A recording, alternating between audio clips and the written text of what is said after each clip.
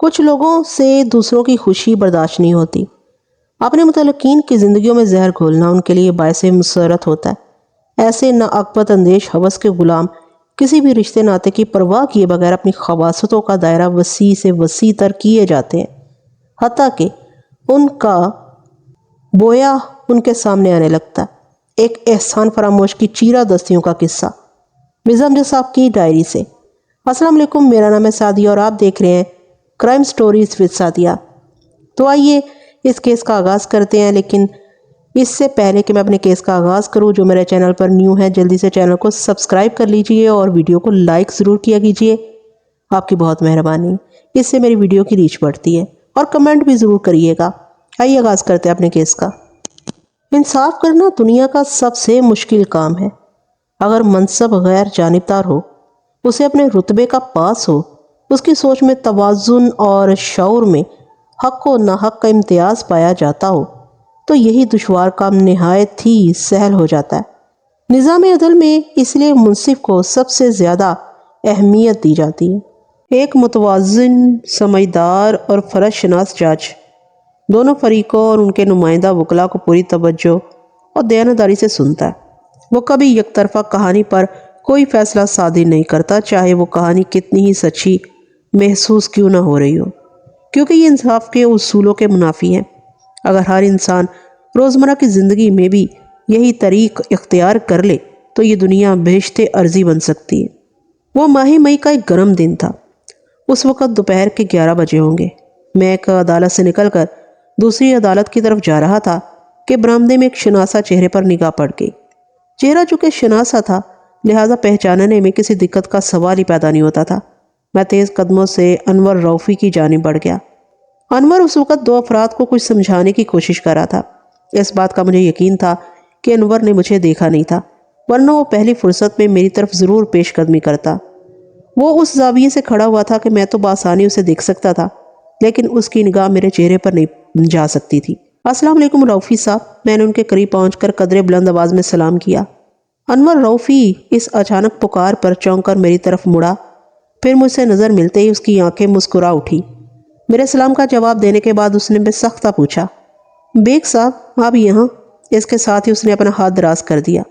اور مجھے کہا ہونا چاہیے روفی صاحب، میں نے حیرت بھرے لہجے میں کہا اور اس کے پھیلے ہوئے ہاتھ کو گرم جوشی سے تھام لیا۔ ایک وکیل کورٹ کچہری ہی میں تو دکھائی دے گا۔ میرا یہ مطلب نہیں تھا، وہ جلدی سے تصحیح کرتے ہوئے بولا۔ پچھلے دنوں پتہ چلا تھا کہ آپ ملک سے باہر گئے ہوئے ہیں۔ میرے پوچھنے کا مقصد یہ تھا کہ آپ کب واپس آئے؟ اوہو، میں نے گہری سانس خارج کی اور بتایا، پچھلے دنوں میں واقعی پاکستان میں نہیں تھا، لیکن واپس آئے ہوئے بھی 1 ماہ سے زیادہ ہو گیا۔ آپ سنائیں، آج کورٹ میں کیسے نظر آ رہے ہیں؟ خیریت تو ہے نا؟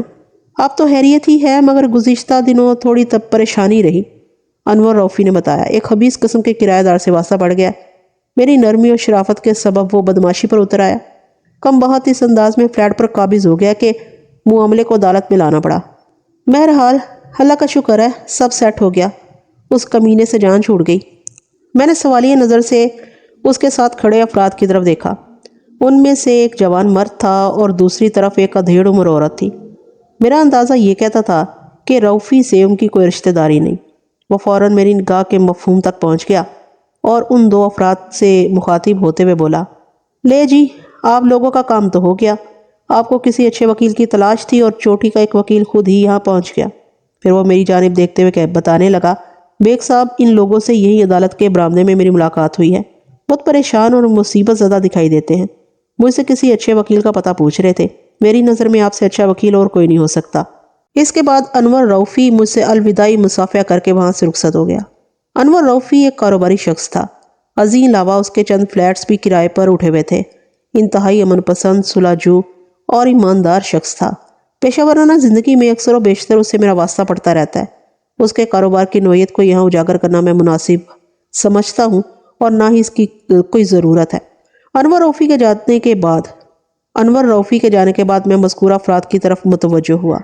جوان مرد کا نام طارق معلوم ہوا۔ اس کے ساتھ اس کی ماں نادرہ خاتون تھی۔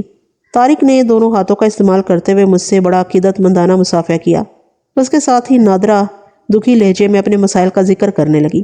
اس کے انداز بیاں سے میں نے محسوس کر لیا کہ وہ وہیں کھڑے کھڑے اپنی پوری داستان مجھے سنا ڈالے گی، لہٰذا اسے رکنا ضروری ہو گیا، کیونکہ اس کام کے لیے وہ جگہ مناسب تھی اور نہ ہی میرے پاس اتنا وقت تھا۔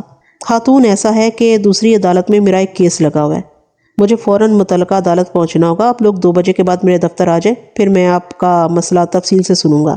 نادرہ خاتون نے امید اور تشکر کے ملے جلے تاثرات سے مجھے دیکھا۔ طارق نے پوچھا، بیگ صاحب آپ کا دفتر کہاں پر واقع ہے؟ آپ کو کہیں زیادہ دور نہیں جانا پڑے گا۔ میں نے جیب میں ہاتھ ڈال کر اپنا وزٹنگ کارڈ نکالا اور طارق کی طرف بڑھاتے ہوئے کہا، ادھر سٹی کورٹ کے قریب ہی ایک عمارت میں میرا دفتر واقع ہے، میں 2 بجے تک وہاں پہنچ جاتا ہوں۔ طارق نے کلائی پر بندی گھڑی میں وقت دیکھا اور اپنی والدہ کی طرف دیکھتے ہوئے بولا، 2 بجنے میں تو ابھی 3 گھنٹے باقی ہیں، گھر جا کر واپس آنا تو ممکن نہیں۔ آپ لوگ کہاں سے آئے ہیں؟ کرنگی سے، نادرہ نے جواب دیا۔ پھر بولی، کوئی بات نہیں وکیل صاحب، ہم لوگ ادھر ہی آپ کا انتظار کر لیں گے۔ طارق نے کہا، امی اتنی دیر میں ہم لوگ بولٹن مارکیٹ کا ایک چکر لگا لیتے ہیں، وہاں مجھے ایک کام بھی ہے، اس طرح آسانی سے وقت کٹ جائے گا۔ ماں نے بیٹی کی تجویز کو فوراً اوکے کر دیا۔ میں نے طارق سے ہاتھ ملایا اور متعلقہ عدالت کی جانب بڑھ گیا۔ لنچ کے بعد جب میں اپنے دفتر پہنچا تو طارق اور اس کی والدہ نادرہ خاتون وزٹر لابی میں میرے منتظر تھے۔ میں نے فوراً انہیں اپنے پاس بلا لیا۔ میں نے پیشہ ورانہ لہجے میں کہا، جی آپ بتائیں میں آپ کی کیا خدمت کر سکتا ہوں؟ ماں بیٹے نے سوالیہ نظروں سے ایک دوسرے کو دیکھا۔ ان کے انداز نے مجھے بتا دیا کہ وہ ایک دوسرے سے یہ پوچھ رہے ہیں کہ گفتگو کا آغاز کون کرے گا۔ لمحاتی استفساریہ خاموشی کے بعد طارق نے میری طرف دیکھتے ہوئے کہا، بیگ صاحب ہم ایک مقدمہ کرنا چاہتے ہیں۔ میں سیدھا ہو کر بیٹھ گیا اور قلم سنبھال کر رف پیڈ کو اپنے سامنے رکھتے ہوئے طارق سے پوچھا، مقدمے کی نوعیت کیا ہے اور آپ کس پر مقدمہ کرنا چاہتے ہیں؟ ہم اپنا جائز حق حاصل کرنا چاہتے ہیں، اس نے بتایا۔ میرے تایا نے ہمارے ساتھ بڑی زیادتی کی ہے۔ تایا تو اب اس دنیا میں موجود نہیں، رہی صحیح کسر تائی نے پوری کر دی۔ ہم انصاف کے طلبگار ہیں اور اس کے لیے کسی قابل وکیل کی ضرورت ہے، اس لیے ہم اس وقت آپ کے پاس بیٹھے ہیں۔ آپ کا تایا زندہ نہیں، تائی زندہ ہے، اس کا تو یہ مطلب ہوا آپ اپنی تائی کے خلاف کیس کرنا چاہتے ہیں؟ جی ہاں بالکل، وہ قطعیت سے بولا۔ میں نے دریافت کیا، آپ لوگوں کے ساتھ کس قسم کی زیادتی یا حق تلفی کی گئی ہے؟ یہ بات میرے لیے جاننا ضروری ہے تاکہ میں کیس کی نوعیت کا تعین کر سکوں۔ زیادتی اور حق تلفی تو بہت چھوٹے الفاظ ہیں وکیل صاحب، نادرہ خاتون نے دکھی لہجے میں کہا۔ ہمارے ساتھ تو ظلم ہوا ہے، بلکہ اب تک ہو رہا ہے۔ آپ ہمیں انصاف دلا دیں تو یہ آپ کا ہم پر بہت بڑا احسان ہوگا۔ ہم آپ کی فیس اور دیگر عدالتی اخراجات برداشت کرنے کے لیے تیار ہیں۔ یہ تو آپ کو کرنا ہی ہوگا، یعنی صاحب کوئی سے کام لیتے ہوئے کہا۔ یہ شے وکیل اور عدالت کے لیے ایندھن کی حیثیت رکھتی ہے۔ میں کوشش کروں گا کہ عدالتی امور کے سلسلے میں آپ کا 1 روپیہ بھی فضول یا بیکار خرچ نہ ہو۔ تھینک یو بیگ صاحب، طارق نے تشکرانہ لہجے میں کہا۔ میں نے کہا، اب آپ لوگ مجھے اصل واقعے کے بارے میں بتائیں۔ انہوں نے ایک دوسرے کی مدد سے میری فرمائش پوری کر دی۔ ماضی کے واقعات پر مشتمل یہ ایک طویل اور عبرت اثر کہانی تھی، تاہم میں کہانی میں سے غیر ضروری باتوں کو حذف کر کے آپ کی خدمت میں ان واقعات کا خلاصہ بیان کر رہا ہوں تاکہ آگے بڑھنے سے قبل آپ اس کیس کے جغرافی اور تاریخ سے آگاہ ہو جائیں۔ یہ کہانی تو بہت پرانی ہے، لیکن 15 سال پہلے جب یہ کہانی مجھ تک پہنچی، اس سے لگ بھگ 15 سال قبل اس میں ایک خاص موڑ آیا اور اسی موڑ نے ان ماں بیٹے کی زندگی کو ایک نئے ڈھب پر ڈال دیا تھا جس کی دشواری اور تکلیف کو وہ چلے آ رہے تھے، اور جب یہ تکلیف برداشت کی حدود پھلانگنے لگی تو وہ قانونی مدد حاصل کرنے کے لیے میرے پاس پہنچ گئے تھے۔ طارق کے دادا یعنی نادرہ خاتون کا سسر کسی سرکاری محکمے میں باعزت پوسٹ پر کام کرنے کے بعد ریٹائر ہوا تو اسے فنڈز کے ذیل میں محکمے سے بہت کچھ ملا تھا۔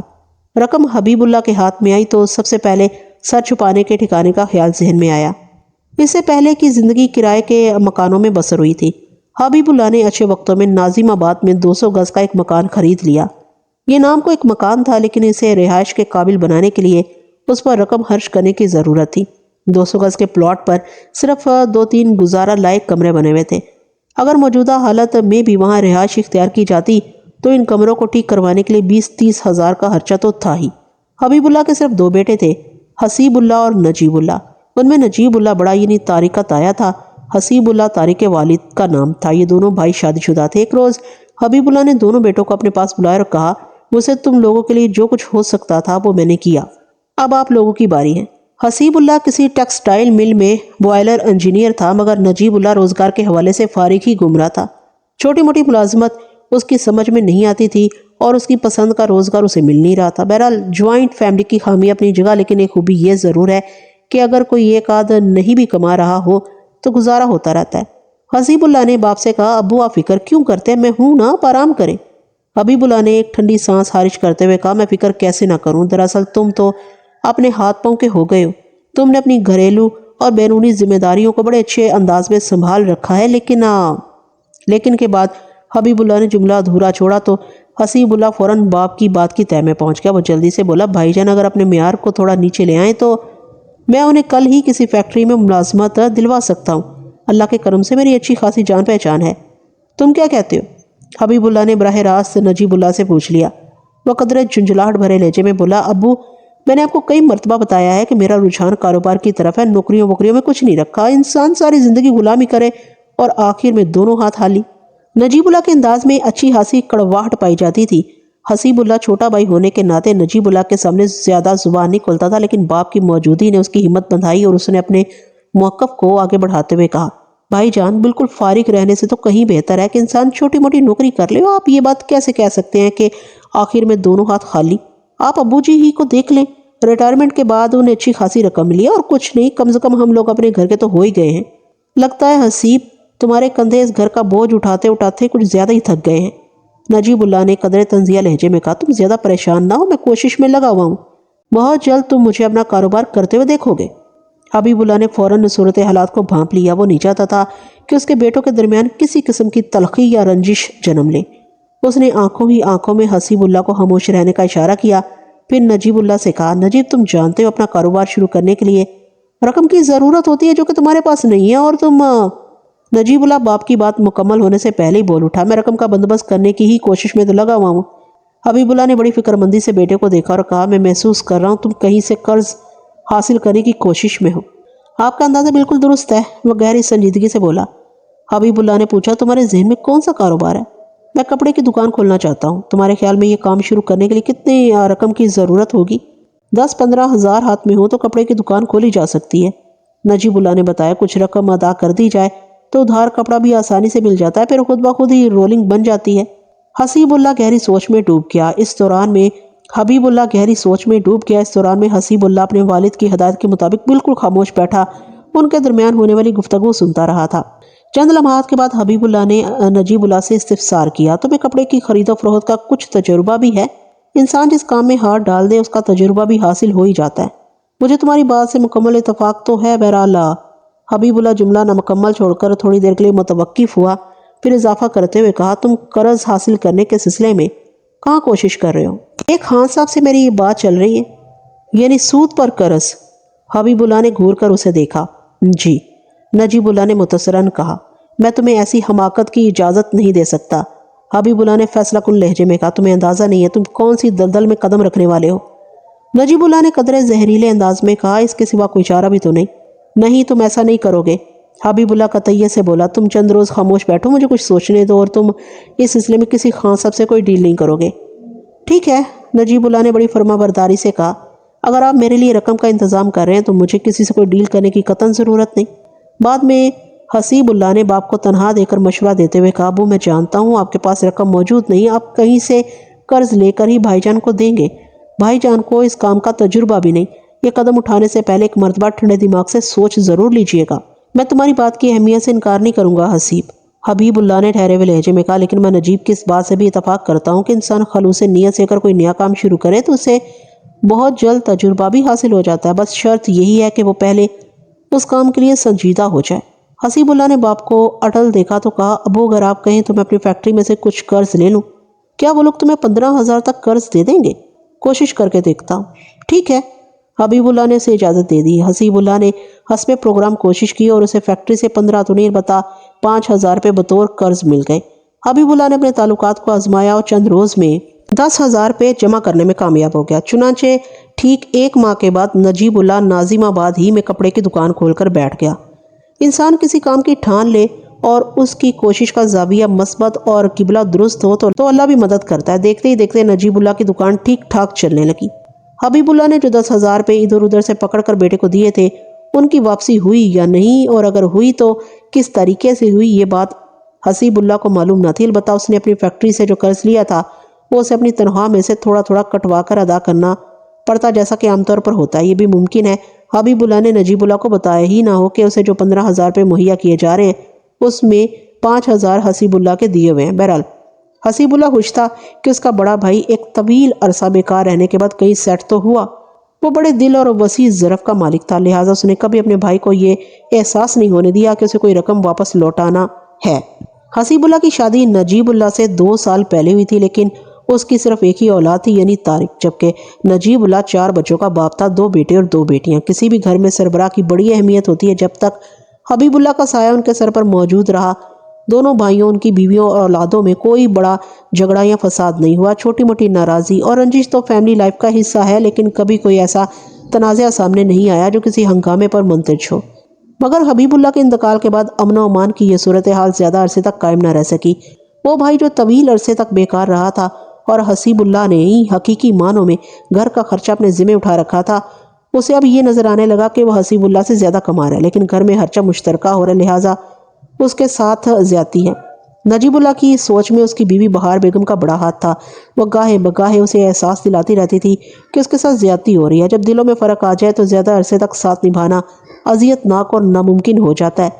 حسیب اللہ اپنے بڑے بھائی اور بھاوج کے بدلتے ہوئے تیوروں کو بخوبی محسوس کر چکا تھا۔ وہ بہت جلد اس نتیجے پر پہنچ گیا کہ دوسری پارٹی علیحدگی کی خواہاں ہے۔ امن و سکون اور بھائی چارے کی فضا کو قائم رکھنے کے لیے حسیب اللہ اس علیحدگی میں کوئی قباحت نہیں سمجھتا تھا۔ وہ اتنا کماتا تھا کہ اپنی متصر سی فیملی کو بہت اچھے طریقے سے رکھ سکتا تھا۔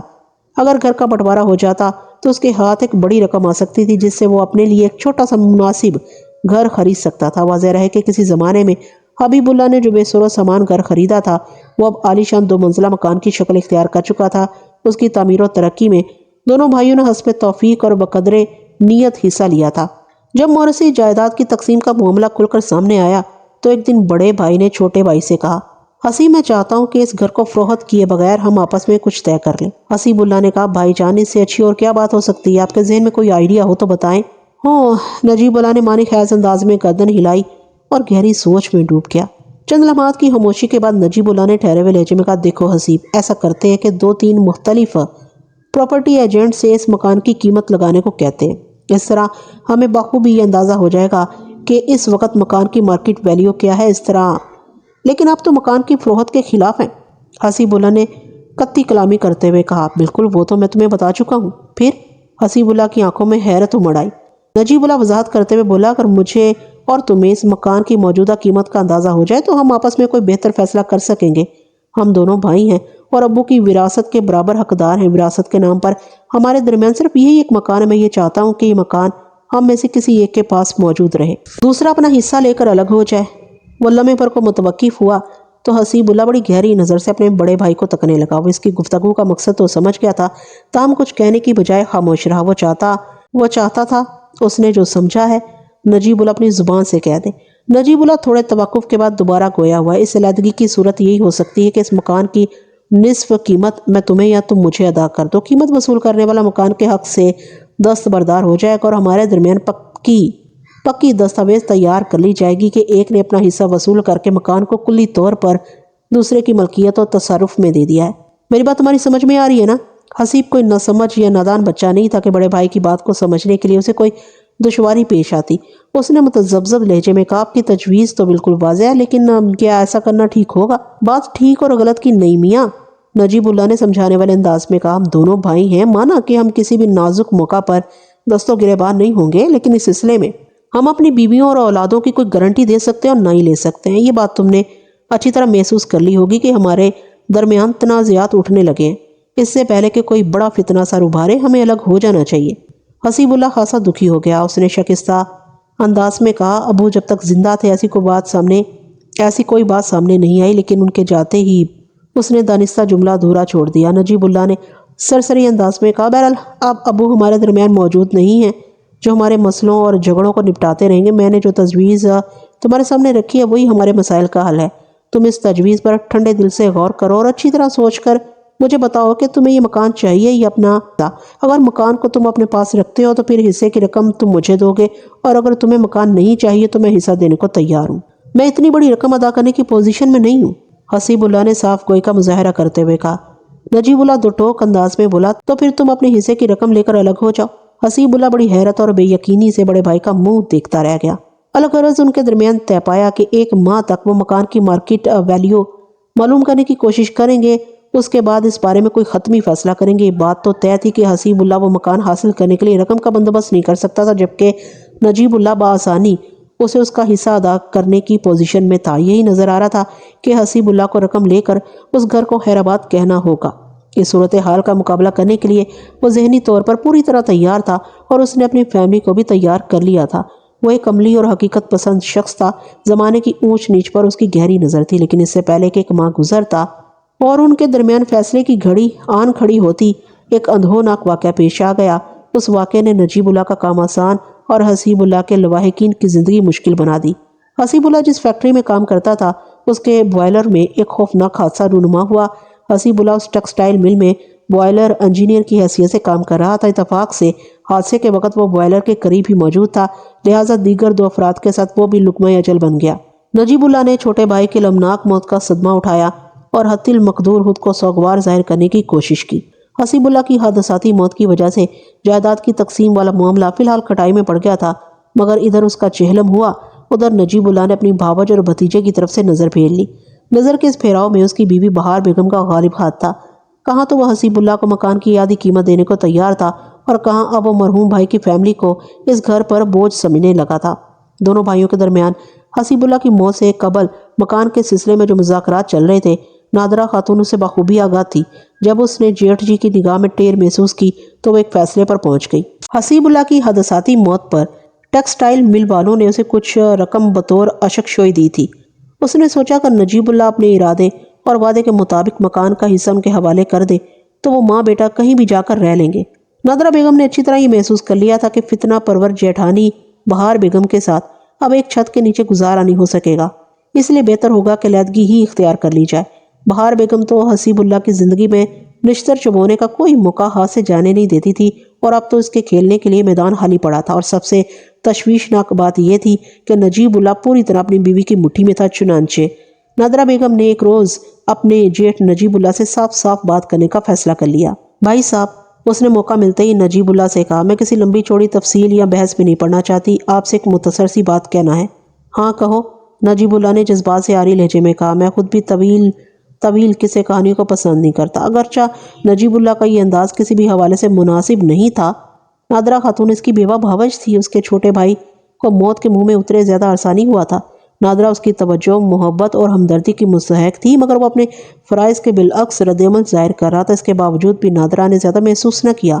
دراصل بات یہ ہے کہ انسان کے تمام رویوں کا دار و مدار توقعات پر ہوتا ہے۔ مرزا غالب نے بہت خوب کہا ہے، جب توقع ہی اٹھ گئی غالب، کون کسی کا گلہ کرے کوئی۔ نادرہ خاتون بھی اپنے جیٹھ نجیب اللہ سے کسی قسم کی کوئی توقع نہیں رکھتی تھی، لہٰذا اس کے نامناسب اور غیر انسانی رویے پر اسے ذرا افسوس نہ ہوا۔ نجیب اللہ کے اکھڑے ہوئے اور کھرے انداز کے جواب میں اس نے ٹھہرے ہوئے لہجے میں کہا، بھائی صاحب، حسیب کی زندگی میں آپ کی مکان کے سلسلے میں اسے کوئی بات چیت چل رہی تھی۔ حسیب تو اب زندہ نہیں رہا۔ میں نے فیصلہ کیا ہے کہ ہم آپ لوگوں کے لیے بوجھ نہ بنے۔ اگر آپ ہمیں ہمارا جائز حصہ دیں تو ہم یہاں سے جانے کو تیار ہیں۔ نجیب اللہ نے بڑی توجہ سے بھاوج کی بات سنی اور کسی گہری سوچ میں ڈوب گیا۔ بھائی کی زندگی میں تو وہ مکان کی مالیت کا نصف اسے دینے کو تیار تھا، لیکن حسیب اللہ کی وفات کے بعد اس کی نیت میں فتور پیدا ہو گیا تھا۔ نجیب اللہ ایک ایسا موقع پرست اور عیار شخص تھا کہ حالات کے مطابق کینچلی بدلنے میں مہارت رکھتا تھا۔ بھائی کی بات اور تھی، لیکن بھاوج اور بھتیجے کو وہ سوکھا ہی ٹرہانے کا فیصلہ کر چکا تھا۔ بڑے شاطرانہ انداز میں اس نے نادرہ خاتون سے کہا، ہم بھائیوں کے درمیان اس مکان کے سلسلے میں جو بات ہو رہی تھی اس کے بارے میں تم کیا جانتی ہو؟ نادرہ نے چونک کر اپنے جیٹھ کو دیکھا اور اس کے سوال کے جواب میں کہا، یہی کہ آپ حسیب کو اس مکان کی آدھی قیمت دینے کو تیار تھے۔ تمہاری معلومات انتہائی ناقص ہیں، نجیب اللہ نے کہا۔ شاید حسیب اللہ نے تمہیں صحیح صورتحال سے آگاہ نہیں کیا تھا۔ آپ بتا دیں صحیح صورتحال کیا تھی؟ نادرہ نے ضبط کرتے ہوئے پوچھا۔ نجیب اللہ نے اپنی مرضی کی وضاحت پیش کرتے ہوئے بتایا، یہ ٹھیک ہے کہ ہم صرف 2 بھائی تھے۔ ابو کی چھوڑی ہوئی ہر شے پر ہمارا برابر کا حق ہے اور اس سلسلے میں یہ مکان سب سے زیادہ اہم ہے۔ ہم دونوں وراثت کے قانون کے مطابق اس ترکے میں برابر کے حقدار ہیں، لیکن اس سلسلے میں ایک بہت ہی باریک نقطے کو نظر انداز نہیں کیا جا سکتا۔ نجیب اللہ یہاں تک پہنچنے کے بعد لمحے بھر کے لیے متوقف ہوا تو نادرہ منتظر نظر سے اسے دیکھنے لگی کہ پتہ نہیں وہ کون سا نقطہ بیان کرنے والا ہے۔ وہ دوبارہ گویا ہوا، یہ دیکھنا بہت ضروری ہے کہ ہم 2 بھائیوں کے درمیان کون سے مکان کو برابر تقسیم ہونا چاہیے۔ کیا مطلب؟ نادرہ نے الجھن زدہ نظر سے اس کی طرف دیکھا، پھر پوچھا، کیا اس کے علاوہ کوئی اور مکان بھی ہے؟ نجیب اللہ نے بڑی مکاری سے اسبات میں گردن ہلائی اور کہنے لگا، ایک مکان تو یہ ہے جس میں ہم اس وقت رہائش پذیر ہیں، اور دوسرا مکان وہ تھا جو کسی زمانے میں ابو نے اپنے فنڈز کی رقم سے خریدا تھا۔ یہ وہی مکان تو ہے؟ نادرہ متعجب نگاہ سے اسے دیکھنے لگی۔ وہ حواست بھرے لہجے میں بولا، جس شخص نے بھی ماضی والے اس مکان کو دیکھا ہوگا وہ بڑے دعوے سے کہہ سکتا ہے کہ وہ مکان نہیں۔ اس کا رنگ ڈھنگ، آن بان اور قدر و قیمت اس بے سر و سامان مکان سے بالکل مختلف اور جدا ہے۔ کیا تمہیں ایسا محسوس نہیں ہوتا؟ میں آپ کی بات سے اتفاق کرتی ہوں، نادرہ نے مضبوط لہجے میں کہا۔ گاہے بگاہے اس مکان کی تعمیر و ترقی کا کام جاری رہا ہے اور دیکھنے میں اب یہ پہلے والا وہ مکان نظر نہیں آتا، لیکن یہ حقیقت اپنی جگہ موجود ہے کہ اول آخر یہ وہی مکان ہے۔ نجیب اللہ نے دو ٹوک انداز میں کہا، نادرہ میری بات غور سے سنو۔ یہ میں اس لیے بھی کہہ رہا ہوں کہ آئندہ میں اس موضوع پر کسی بحث مباحثے کے موڈ میں نہیں ہوں۔ اتنا کہہ کر وہ لمحے بھر کے لیے خاموش ہوا، پھر اپنی بات کو آگے بڑھاتے ہوئے بولا، ابو نے کسی زمانے میں جو مکان خریدا تھا اس میں حسیب برابر کا حقدار تھا۔ اس دور کی مالیت کے حساب سے اگر آپ لوگوں کو آدھا حصہ چاہیے تو میں دینے کو تیار ہوں، لیکن اگر آپ لوگ آج کی مارکیٹ ویلیو کی بات کریں تو یہ ممکن نہیں، کیونکہ اس مکان کو یہاں تک پہنچانے میں صرف اور صرف میرا پیسہ خرچ ہوا ہے۔ نجیب اللہ کی بدنیتی کھل کر سامنے آ گئی تھی۔ بھائی کی آنکھ بند ہوتے ہی اس نے اپنی پالیسی کو بڑی مکاری سے تبدیل کر لیا تھا۔ نادرہ جانتی تھی کہ اس مکان کی ترقی میں نجیب اللہ سے زیادہ حسیب اللہ نے رقم خرچ کی تھی، لیکن وہ حقیقت کو ثابت نہیں کر سکتی تھی۔ نجیب اللہ ان تمام تر حقائق سے بخوبی واقف تھا، مگر اس کی نیت کا فطور پوری آب و تاب کے ساتھ منظر عام پر آ گیا تھا۔ وہ احسان فراموش شخص یہ بھی بھول گیا تھا کہ جب وہ کپڑے کا کاروبار شروع کر رہا تھا تو حسیب نے اپنی مل سے قرضہ لے کر اس کی مدد کی تھی۔ قرضے کی یہ رقم اس نے اپنی تنخواہ سے قسط وار کٹوائی تھی۔ نادرہ خاتون کو خاموش اور سوچ میں ڈوبے ہوئے دیکھا تو نجیب اللہ نے فیصلہ کن لہجے میں کہا، تم اچھی طرح سوچ لو، لیکن میں سوچنے سمجھنے کے لیے تمہیں زیادہ وقت نہیں دے سکتا۔ تمہیں چند دنوں میں کسی فیصلے تک پہنچنا ہوگا۔ ایک بات ذہن میں رہے کہ تمہیں فیصلہ ماضی والے مکان کا حصہ لینے یا نہ لینے کے بارے میں کرنا، اور جہاں تک ایک ساتھ رہنے کا تعلق ہے تو وہ اب ممکن نہیں رہا۔ تو ماں بیٹے کو اپنا الگ بندوبست کرنا ہوگا۔ اس بات میں کسی شک و شبہ کی گنجائش نہیں تھی کہ نجیب اللہ اس وقت اپنی بیوی کی زبان بول رہا تھا۔ اس واہیات صورتحال نے نادرہ کے رگ و پیمے کے اشتعال سے بھر دیا۔ اگر وہ پیسے والی ہوتی تو ابھی ایک تگڑی رقم اپنے جیٹ کے منہ پر مار کر کہتی، لو اٹھاؤ اپنا حصہ اور چلتے پھرتے دکھائی دو، ہم یہ مکان اپنے پاس رکھیں گے۔ لیکن چونکہ وہ صاحب ثروت نہیں تھی اس لیے یہ جرأت مندانہ قدم نہ اٹھا سکی۔ اس محرومی اور شکست کے احساس نے اس کے اشتعال میں کئی گنا اضافہ کر دیا۔ جذباتی اور مشتعل انسان اکثر اپنا ہی نقصان کرتا ہے۔ نادرہ نے بھی کچھ ایسا ہی کیا۔ وہ نجیب اللہ کی طرف دیکھتے ہوئے زہریلے انداز میں بولی، اگر تم ہمیں اس مکان کی موجودہ مالیت کا نصف دینے پر تیار ہو تو ہم یہاں سے چلے جاتے ہیں، ورنہ… نادرہ نے جملہ ادھورا چھوڑا تو نجیب اللہ نے جلدی سے پوچھا، ورنہ کیا؟ ورنہ یہ کہ ہمیں ہیرات میں کچھ نہیں لینا۔ نادرہ نے فنکار سے مشابہ لہجے میں کہا، ہمیں پورا حصہ چاہیے، نہیں تو کچھ بھی نہیں چاہیے، تمہاری مرضی ہے۔ نجیب اللہ نے کندھے اچکا دیے، پھر خشک لہجے میں پوچھا، آپ لوگ کب تک یہاں سے شفٹ ہو جائیں گے؟ نادرہ پر اس وقت ایک عجیب سا جنون سوار تھا۔ اس نے غصیلے لہجے میں کہہ دیا، ابھی اور اسی وقت۔ یہ نادرہ کا ایک جذباتی جملہ تھا جس پر فوری طور پر عمل درآمد ممکن نہیں تھا، تاہم وہ اپنے فیصلے پر ڈٹی رہی اور آنے والے چند روز میں اپنے بیٹے کو لے کر کورنگی شفٹ ہو گئی۔ کورنگی میں نادرہ کا ایک بھائی رہتا تھا، وہ سیدھی اسی کے گھر پہنچی تھی۔ نادرہ کا بھائی اختر جمال غیر شادی شدہ تھا اور اس کے گھر میں اکیلا ہی رہتا تھا۔ اختر جمال کی عمر 50 کے قریب تھی۔ نادرہ خاتون کی اس حرکت کے بارے میں جس نے بھی سنا اسے سمجھانے کی کوشش کی۔ اس کوشش میں اس کا بھائی اختر جمال پیش تھا۔ سب کا متفقہ خیال یہی تھا کہ نادرہ کو اپنے حق سے دستبردار نہیں ہونا چاہیے، مگر وہ جیٹ کے رویے سے اس قدر دل برداشتہ ہو چکی تھی کہ اس نے کسی کی ایک نہ سنی۔ اختر جمال نے تو مقدمہ کرنے کا مشورہ بھی دیا لیکن وہ نہیں مانی۔ وہ ناظم آباد والے گھر یعنی اپنے سسرال سے اپنا سارا سامان لے آئی تھی اور پیچھے پلٹ کر دیکھنے کو تیار نہیں تھی۔ یہ مدعی سست اور گواہ چست والی صورتحال تھی، لہٰذا سب اپنی اپنی کہہ کر خاموش ہو بیٹھے۔ بھائی نے زیادہ زور اس لیے بھی نہیں دیا کہ کہیں بہن یہ نہ سمجھے کہ بھائی اسے اپنے لیے بوجھ سمجھتا ہے۔ اختر جمال اپنے حال میں مست رہنے والا ایک الگ تھلگ انسان تھا۔ اس نے شادی کی تھی اور نہ ہی آئندہ ایسا کوئی ارادہ رکھتا تھا۔ وہ ایسی کھری اور مبنی بر حقیقت باتیں کرتا تھا جو عام طور پر لوگوں کو پسند نہیں آتی تھی، لہٰذا وہ دوسروں سے کٹ کر تنہا زندگی گزارنے کا عادی ہو چکا تھا۔ اس کے بارے میں لوگوں کا خیال تھا کہ وہ کس کا وہ ایک سنکی شخص ہے۔ اسے اپنے بارے میں لوگوں کی اس رائے سے قطعاً کوئی دلچسپی نہیں تھی۔ اختر جمال کورنگی انڈسٹریل ایریا میں واقع ایک بسکٹ فیکٹری میں کام کرتا تھا۔ آمدنی اتنی تھی کہ بہن اور بھانجا اس کے لیے کوئی بوجھ نہیں بن سکتے تھے۔ نادرہ خاتون جب ناظم آباد سے کورنگی پہنچی اس وقت طارق کی عمر 10-11 سال تھی۔ وہ 6ٹھی جماعت کا طالب علم تھا۔ وہ لوگ ان دنوں جس قسم کے حالات کا شکار تھے ان میں طارق کا تعلیم جاری رکھنا ممکن نہیں تھا، لیکن اختر جمال نے بہن پر زور دیا کہ وہ طارق کو کم از کم میٹرک تک ضرور پڑھائے۔ اس کی تعلیم کے اخراجات وہ خود اٹھائے گا۔ وہ خود زیادہ پڑھا لکھا نہیں تھا، لہٰذا تعلیم کی قدر و قیمت سے آگاہ تھا۔ پھر میٹرک کی اس زمانے میں اچھی خاصی ویلیو بھی تھی، آج کل تو ایم اے پاس بھی ڈی ویلیو ہو کر رہ گئے۔ مسابقت کے اس دور میں تعلیم یافتہ شخص کے لیے بھی زندگی جس قدر مشکل ہے، مشکل تر ہوتی جا رہی ہے، ایسا حال پہلے کبھی کسی نے کاہے کو دیکھا ہوگا۔ طارق نے میٹرک کا امتحان پاس کیا، پھر اپنے ماموں کے مشورے پر ٹائپنگ کورس کر لیا۔ اس زمانے میں کمپیوٹر کی ریس شروع نہیں ہوئی تھی اور میٹرک پاس ٹائپسٹ کو بآسانی کلرک کی نوکری مل جاتی تھی۔ اختر جمال نے اپنے تعلقات کو استعمال کر کے طارق کو اسی بسکٹ فیکٹری کے دفتر میں رکھوا دیا جہاں وہ خود ایک طویل عرصے سے کام کر رہا تھا۔ اس کی تنخواہ 1200 روپے لگی، جوان ماں بیٹے کے اخراجات کے لیے کافی تھی۔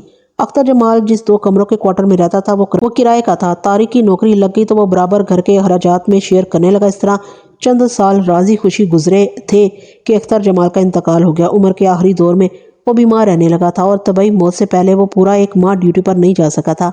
وقت دھیرے دھیرے آگے بڑھتا رہا، وہ ماں بیٹا اسی کورنگی والے کوارٹر میں رہائش پذیر رہے۔ وقت کے ساتھ ساتھ کوارٹر کے کرائے میں تھوڑا تھوڑا اضافہ ہوتا رہا اور آج کل وہ لوگ اس کوارٹر کا 300 روپے کرایہ دے رہے تھے۔ طارق کی تنخواہ 1200 سے بڑھ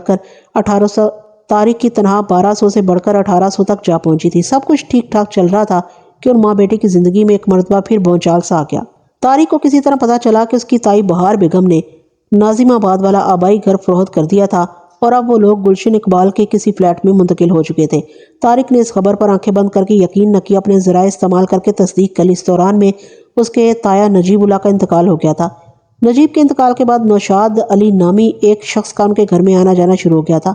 بہار بیگم کے بچے نوشاد علی کو ماموں کہتے تھے۔ اس بات کی تصدیق نہ ہو سکی کہ نوشاد علی بہار بیگم کا سگا بھائی تھا یا بچوں کا نام نہاد ماموں۔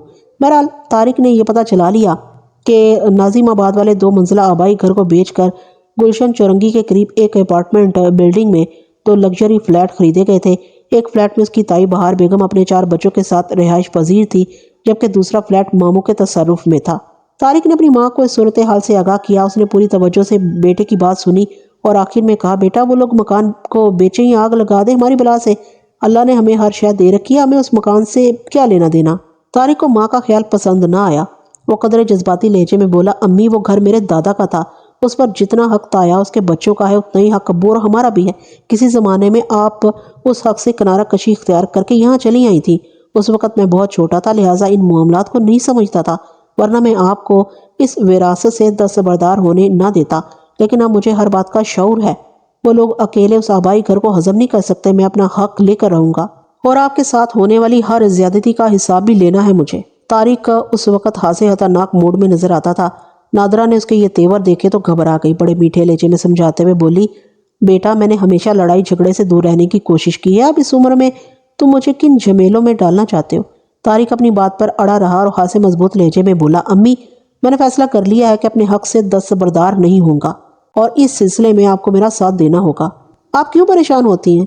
اس میں لڑائی جھگڑے والی کوئی بات نہیں، میں ہر کام طریقے سلیقے سے کروں گا، بس آپ میرے ساتھ جڑی رہیں۔ میں نے اپنے ذہن میں ایک خاکہ سا بنا لیا، ہم حق پر ہیں، یقیناً اللہ بھی ہماری مدد کرے گا۔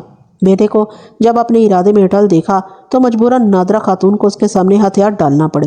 اس نے سمجھانے والے انداز میں کہا، یہ ٹھیک ہے کہ تمہاری تائی نے ہمارے ساتھ بڑی زیادتی کی ہے، لیکن بہرحال وہ رشتے میں تمہاری بزرگ ہے، تم ادب تمیز سے بات کرنا، بلکہ میں تو کہتی ہوں تم مجھے بہار بیگم سے بات کرنے دو۔ کوئی ضرورت نہیں، وہ 2 ٹوک لہجے میں بولا، ان لوگوں سے براہ راست آپ بات کریں گی اور نہ ہی میں۔ کیا مطلب ہے تمہارا؟ بیٹے نے حتمی لہجے میں کہا، امی آپ جس عورت کو بہار بیگم کہہ رہی ہیں نا، میری نظر میں اس کا نام خزاں بیگم ہونا چاہیے۔ میری معلومات کے مطابق دادا جان کے انتقال کے بعد تایا نے ہمارے ساتھ جو بھی سلوک کیا اس میں اسی خزاں بیگم کا خط ہے۔ تایا اپنی بیوی کی انگلی پکڑ کر چلنے کے عادی تھے اور اسی بری عادت بلکہ علت میں وہ رشتوں کی پہچان بھی بھول گئے۔ آپ کی زبانی میں نے ماضی کے تمام واقعات سن رکھے ہیں اور یہ سب کچھ میرے ذہن میں نقش ہے۔ میں جانتا ہوں نجیب تایا پہلے کچھ بھی نہیں کرتے تھے، ابو کی کوشش اور پیسوں سے انہوں نے کپڑے کا بزنس شروع کیا تھا۔ آباد ہمارے آبائی مکان کی تعمیر و ترقی میں بھی تایا کے ساتھ ساتھ ابو کا پیسہ خرچ ہوتا رہا ہے۔ اگر انصاف کی بات کی جائے تو ابو اور تایا مذکورہ مکان پر یکساں حق رکھتے تھے، لیکن ابو کی حادثاتی موت نے سب کچھ پلٹ کر رکھ دیا۔ تایا کی آنکھیں بدل گئی اور انہوں نے ہمیں بیکار سامان سمجھتے ہوئے گھر سے نکال دیا۔ جب ہمیں ہمارے آبائی گھر سے بے دخل کیا جا رہا تھا تو اس وقت ایک طرح سے میں بچہ ہی تھا، مجھے ان معاملات کا زیادہ مشعور نہیں تھا، لیکن اب میں بچہ نہیں ہوں اور نہ ہی کمزور ہوں۔ اگر گھی سیدھی انگلی سے نہ نکلا تو میں مجبوراً انگلی کو ٹیڑھا بھی کر لوں گا۔ طارق یہ تم کیسی باتیں کر رہے ہو؟ نادرہ خاتون یک لخت بے حد پریشان ہوگی، تمہارے ارادے مجھے ٹھیک نہیں لگ رہے۔ میرے ارادے بالکل ٹھیک ہے امی، آپ بالکل فکر نہ کریں، میں سب ٹھیک کر لوں گا۔ مگر کیسے ٹھیک کر لو گے؟ طارق کے استفسار میں ہلکا سا احتجاج بھی شامل ہو گیا۔ طارق چند لمحات تک سوچتی ہوئی نظر سے سامنے بیٹھی ماں کو دیکھتا رہا، پھر بڑے گمبھیر انداز میں بتانے لگا، ہم ان لوگوں کو بالکل ٹچ نہیں کریں گے، بالکل سیدھا راستہ اختیار کرتے ہوئے پہلے عدالت کا دروازہ کھٹکھٹائیں گے، انصاف حاصل کرنے کا قانونی طریقہ اپنائیں گے، اور اگر سیدھی راہ پر کوشش کرنے سے ہمیں ہمارا حق نہ ملا تو پھر… طارق بڑے خطرناک اور سوالی انداز میں جملہ ادھورا چھوڑ کر خاموش ہو گیا۔ نادرہ کا کلیجہ منہ کو آنے لگا۔ اچانک گہری تشویش نے اسے اپنے گھیرے میں لے لیا تھا۔ وہ فکر مند تو تھی ہی، بے حد اضطراری لہجے میں اس نے بیٹے سے کہا، دیکھو طارق، جہاں تک قانون کی مدد سے انصاف حاصل کرنے کی بات ہے تو میں قدم قدم پر تمہارے ساتھ ہوں، لیکن اگر تم نے اس سلسلے میں کوئی سنگین قدم اٹھایا تو میں تمہیں دودھ نہیں بخشوں گی۔ امی، آپ بہت جذباتی ہو رہی ہیں، طارق نے تسلی آمیز لہجے میں کہا۔ انشاءاللہ کوئی سنگین قدم اٹھانے کی نوبت نہیں آئے گی۔ اور اس بات میں گردن ہلا کر رہ گئی۔ اور اب وہ دونوں میرے سامنے بیٹھے تھے، سالوں پر محیط اپنی زندگی کی دکھ بری داستان کو مجھ تک پہنچانے کے بعد وہ امید بھری نظروں سے مجھے دیکھ رہے تھے۔ ان کی آنکھوں میں کچھ اس قسم کے تاثرات تھے کہ میں ان کی کہانی سننے کے بعد فوراً حرکت میں آ جاؤں گا اور چٹکی بجاتے میں ان کا جائز مطالبہ پورا کروانے میں اہم رول ادا کروں گا، اور اس میں ان کا کوئی قصور نہیں تھا۔ ہر موکل بڑی آس لے کر کسی وکیل کے پاس پہنچتا ہے اور اس کی یہی خواہش ہوتی ہے کہ وکیل جادو کی چھڑی گھما کر پلک چھپکتے میں اس کا کام کر دے۔ میں نے بڑے انہماک اور توجہ سے ان ماں بیٹے کی کہانی سنی اور گہری سوچ میں ڈوب گیا۔ اس میں کوئی شک دکھائی نہیں دیتا تھا کہ ان کے ساتھ بڑی زیادتی ہوئی تھی، مگر یہ تصویر کا ایک رخ تھا اور کسی نتیجے پر پہنچنے کے لیے تصویر کا دوسرا رخ دیکھنا ضروری تھا۔ دوسرے رخ کی جھلک اسی وقت نظر آ سکتی تھی جب مخالف پارٹی میرے رابطے میں آتی۔ اگر میں اس کیس کو ہاتھ میں لے کر کام شروع کر دیتا تو جلد ہی دوسری پارٹی کے منظر عام پر آنے کا امکان تھا۔ میں نے موجودہ صورتحال پر غور کیا اور اپنے سامنے بیٹھے ہوئے نادرہ خاتون اور طارق کی طرف باری باری دیکھتے ہوئے کہا، آپ لوگوں نے مجھ تک جو معلومات پہنچائی ہیں ان کی روشنی میں آپ حق پر نظر آتے ہیں، لیکن خود کو حقدار ثابت کرنے کے لیے عدالت کو حقائق اور ثبوت فراہم کرنا پڑتے ہیں۔ آپ اس سلسلے میں مجھ سے کیا تعاون کر سکتے ہیں؟ نادرہ خاتون نے گول مول جواب دیا، آپ جو کہیں گے ہم کرنے کو تیار ہیں۔ میں نے اپنی بات کی وضاحت میں صورتحالات کی تفصیل میں جاتے ہوئے کہا، دیکھیں، یہ بات تو سامنے آ چکی ہے کہ آپ کی جیٹھانی بہار بیگم آبائی گھر کو فروخت کر کے ناظم آباد سے گلشن اقبال شفٹ ہو چکی ہیں، اس نے وہاں ایک فلیٹ خریدا ہے یا دو۔ اس معاملے کا آپ کے کیس سے کوئی تعلق نہیں، نہ ہی اس بات کا واسطہ ہے اور کہ کوئی نام نہاد ماموں بھی ایک فلیٹ کا مالک بن بیٹھا ہے۔ سب سے اہم اور قابل ذکر ہے ناظم آباد والا آبائی مکان جو اب فروخت ہو چکا ہے۔ میں نے تھوڑا توقف کیا، پھر اپنی بات کو آگے بڑھاتے ہوئے کہا، مسٹر طارق، جب تک آپ کے دادا زندہ تھے مذکورہ 2 منزلہ مکان ان کی ملکیت تھا۔ دادا کے انتقال کے بعد ازروِ قوانین و وراثت وہ مکان تمہارے باپ حسیب اللہ اور تایا نجیب اللہ کا ہو گیا۔ تمہارے والد کے انتقال کے بعد حالات میں ایک بڑی تبدیلی رونما ہوئی اور تمہاری والدہ کو وہ گھر چھوڑ کر کورنگی میں اپنے بھائی اختر جمال کے یہاں سکونت اختیار کرنا پڑی۔ ایک طویل عرصہ گزر جانے کے بعد آپ لوگوں کو معلوم ہوا کہ آپ کی تائی بہار بیگم نے مذکورہ آبائی گھر فروخت کر دیا ہے۔ یہاں پر ایک انتہائی اہم پوائنٹ ابھر کر سامنے آتا ہے۔ اس وقت تک کوئی شخص کسی جائیداد کو فروخت نہیں کر سکتا جب تک اسے اس کی فروخت کا حق حاصل نہ ہو، یعنی وہ شخص یا تو مالک ہو یا پھر مالک کا منتخب کردہ نامزد مختار خاص جسے قانونی طور پر اصل مالک نے مذکورہ جائیداد کی خرید و فروخت کا حق دے رکھا ہو۔ آپ لوگوں کا ناظم آباد والا آبائی گھر بہار بیگم نے فروخت کیا، اس کا مطلب ہے وہ یا تو اس گھر کی مالک تھی یا پھر اس فروخت کے سلسلے میں اس کے پاس پاور آف اٹارنی تھا۔ اگر وہ اس گھر کی مالک تھی تو اس سے یہ ظاہر ہوتا ہے کہ اپنے شوہر کے انتقال کے بعد اس نے وہ گھر اپنے نام منتقل کروا لیا تھا۔ اگر واقعی اس گھر کا انتقال بہار بیگم کے نام ہو چکا تھا تو اس سے یہ بات ثابت ہوتی ہے کہ نجیب اللہ نے اپنی زندگی میں وہ گھر اپنے نام کروا لیا تھا، اور یہ اسی صورت میں ممکن تھا کہ اس نے اپنے مرحوم چھوٹے بھائی اور اس کے لواحقین یعنی آپ دونوں کی طرف سے کوئی کلیئرنس پیش کی ہو، کوئی ایسا چکر چلایا ہو جس سے یہ ثابت ہوتا ہو کہ اس نے آپ لوگوں کو آپ کا جائز حق ادا کر دے۔ لہٰذا اب اس مکان سے آپ لوگوں کا کوئی تعلق واسطہ نہیں رہا۔ عدالت ہر بات کے لیے ثبوت مانگتی ہے۔ مکار اور عیار لوگ پیسے کے بل بوتے پر ہر قسم کے ثبوت تیار کر اور کروا لیتے ہیں، اور خاص طور پر جب دوسری پارٹی منظر عام سے ہٹ جائے تو یہ کام اور بھی آسان ہو جاتا ہے۔ ان بہت سے اگر مگر اور چونکہ چنانچہ کی روشنی میں یہ بات سمجھ میں آتی ہے کہ نجیب اللہ نے آپ لوگوں کو اس گھر سے بے دخل کرنے کے بعد کوئی نہ کوئی ایسا قانونی چکر ضرور چلایا ہوگا جس کے نتیجے میں وہ اس غیر منقولہ جائیداد کا بلا شرکت غیر مالک بن گیا ہوگا۔ اس کیس کو زندہ کرنے کے لیے ہمیں ماضی کے دھندلکوں میں جھانکنا ہوگا، برسوں سے ظلم اور ناانصافی کی راکھ میں دبی ایک سنگین حقیقت کی چنگاری کو دوبارہ ہوا دینا ہوگی۔ جب تک وہ چنگاری ایک مرتبہ پھر شعلے کا روپ نہیں دھارے گی، ہم اپنے مقصد حاصل نہیں کر سکیں گے۔ دشمن پر وار کرنے کے لیے اس کی کمزوریوں کو نگاہ میں لانا ہوتا ہے، اس سلسلے میں آپ کو میری مدد کرنا ہوگی۔ ہم ہر قسم کی مدد اور تعاون کے لیے تیار ہیں، طارق نے گہری سنجیدگی سے کہا۔ آپ حکم کریں۔ اس پیشہ ورانہ ملاقات کے دوران میں ان کے حالات سے واقفیت حاصل کرتے ہوئے میں اپنے ذہن میں ایک مناسب سا لائے عمل تیار کر چکا تھا۔ اسی پلاننگ کے تحت میں نے انہیں ضروری ہدایات دی اور فیصلہ کن لہجے میں کہا، آپ میری ہدایات پر عمل کریں اور جلد از جلد مطلوبہ معلومات حاصل کرنے کی کوشش کریں۔ میں اپنی ڈوریاں ہلاتا ہوں۔ اس کا مطلب ہے آپ فوری طور پر عدالت میں کیس دائر نہیں کر رہے؟ طارق نے فوراً درست اندازہ قائم کر لیا۔ میں نے سمجھانے والے انداز میں کہا، کوئی بھی عمارت کھڑی کرنے کے لیے سب سے پہلے بنیاد رکھی جاتی ہے۔ عمارت کو جتنا بھی بلند اور مضبوط بنانے کا ارادہ ہو، بنیاد کو اتنا ہی زیادہ مضبوط کرنے کی کوشش کی جاتی ہے۔ کیس بھی ایک عمارت کی طرح ہوتا ہے، اگر اس کی مضبوط بنیاد ہمارے ہاتھ میں نہیں ہوگی تو ہماری کامیابی مشکوک ہو جائے گی۔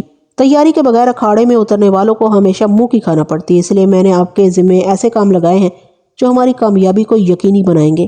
نادرہ خاتون میری بات کی تہہ میں پہنچ گئی۔ اس بات میں سر ہلاتے ہوئے اس نے کہا، وکیل صاحب، آپ فی الحال کسی قسم کی ڈوریاں ہلانے کا ارادہ رکھتے ہیں؟ میں آپ کی جیٹھانی مسماتا بہار بیگم کے نام ایک نوٹس ارسال کرنا چاہتا ہوں۔ اس نوٹس کے جواب میں دوسری طرف سے جو رد عمل سامنے آئے گا اس کو دیکھتے ہوئے ہم اپنی حکمت عملی ترتیب دیں گے۔ ہاں، یہ بالکل ٹھیک رہے گا، نادرہ خاتون نے تائیدی انداز میں کہا۔ میں نے تاکیدی لہجے میں کہا، اور جب تک مذکورہ نوٹس کا کوئی جواب نہیں آ جاتا آپ لوگ اپنا ہوم ورک مکمل کر لیں، ٹھیک ہے نا؟ جی وکیل صاحب۔ نادرہ نے اس بات میں سر ہلایا۔ میں تو آپ کی بات اچھی طرح سمجھ رہی ہوں، مگر آپ طارق کو نصیحت کر دیں کہ یہ ایسے ویسے خیالات کو ذہن سے نکال دیں۔ اس کی طرف سے مجھے ایک دھڑکا سا لگا ہوا ہے۔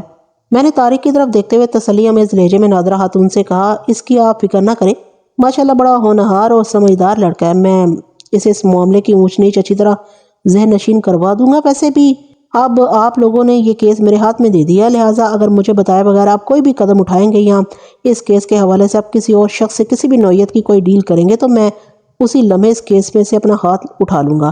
پھر آپ جانے اور آپ کا کام۔ نہیں بیگ صاحب، طارق نے عجلت آمیز لہجے میں کہا، میں آپ سے پوچھے بنا اور آپ کو بتائے بغیر ایک انچ بھی ادھر سے ادھر نہیں ہلوں گا۔ انشاءاللہ آپ کو شکایت کا موقع نہیں ملے گا۔ میں نے اس کے بعد نادرہ خاتون اور طارق سے چند اہم کاغذات کی تیاری کے سلسلے میں ضروری گفتگو کی، اپنی فیس وصول کی اور انہیں 15 روز بعد دوبارہ رابطہ کرنے کا کہہ کر اپنے دفتر سے رخصت کر دیا۔ طارق نے بڑے جوش بھرے انداز میں مجھ سے الوداعی مصافحہ کیا اور نادرہ خاتون مجھے دعائیں دیتے ہوئے رخصت ہو گئی۔ جاتے جاتے میں نے طارق کے ذمہ یہ کام بھی لگا دیا کہ وہ پہلی فرصت میں مجھے اپنی تائی بہار بیگم کا پوسٹل ایڈریس بھی لا دے، ایسا پتہ جس پر بھیجا جانے والا رجسٹرڈ نوٹس اس تک پہنچ جائے۔ اگلے روز وہ مذکورہ ایڈریس لے کر میرے پاس آ گئے۔ یہ ایڈریس ایک معروف اپارٹمنٹس بلڈنگ کے ایک فلیٹ کا تھا جو گلشن چورنگی کے نزدیک بارونق علاقے میں واقع تھا۔ میں نے نادرہ خاتون کے کیس پر بہت غور کیا۔ یہ سراسر رسک لینے والی بات تھی۔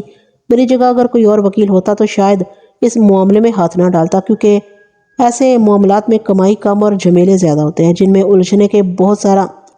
الجھنے کے بعد بہت سارا وقت ضائع ہو جاتا۔ لیکن پتہ نہیں کیوں مجھے یوں محسوس ہو رہا تھا کہ جیسے نادرہ خاتون اور اس کے بیٹے نے کسی دروغ گوئی سے کام نہ لیا ہو، ان کے ساتھ ماضی میں واقعی بہت زیادتی ہوئی ہو۔ اس کیس کے سلسلے میں نے اپنا ایک ذہن بنا لیا تھا۔ اگر میرے بھیجے گئے نوٹس کے جواب میں دوسری طرف سے شدید یا خفیف رد عمل دیکھنے کو ملتا تو مجھے اپنی پلاننگ پر عمل کرنے میں آسانی رہتی۔ میں کچھ اسی نوعیت کی سیٹنگ چاہتا تھا کہ سانپ بھی مر جائے اور لاٹھی بھی نہ ٹوٹے، یعنی عدالت کا منہ دیکھے بغیر ہی یہ کیس حل ہو جائے۔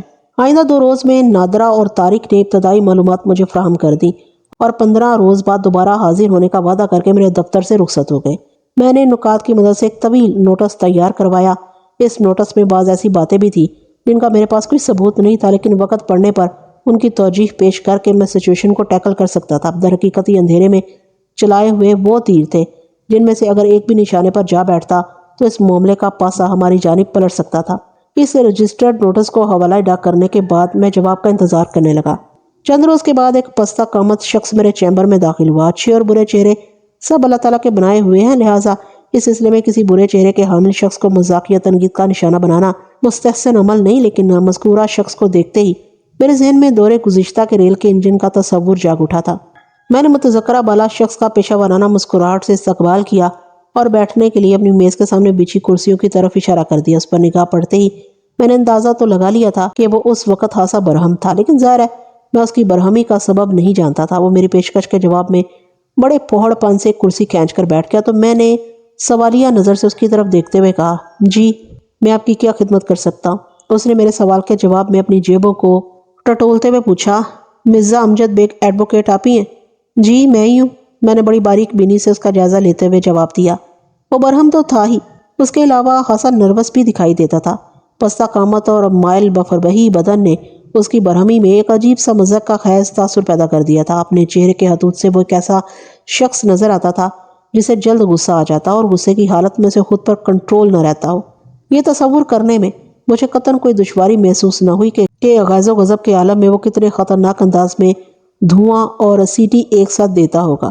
اس کے چہرے کی رنگت کے طفیل بڑے دعوے سے کہا جا سکتا تھا کہ وہ تیش میں لال پیلا ہونے کے بجائے بینگنی رنگ اختیار کر جاتا ہوگا۔ جب میں نے ٹھہرے ہوئے انداز میں یہ تصدیق کر دی کہ میں ہی مرزا امجد بیگ ایڈوکیٹ ہوں تو وہ اپنی جیب میں سے ایک پیکٹ نکال کر میری طرف بڑھاتے ہوئے غصیلے لہجے میں مستفسر ہوا۔ یہ کارنامہ یقیناً آپ ہی نے انجام دیا ہے؟ اس کے ہاتھ میں موجود پیکٹ کو دیکھتے ہی میں پہچان گیا تھا۔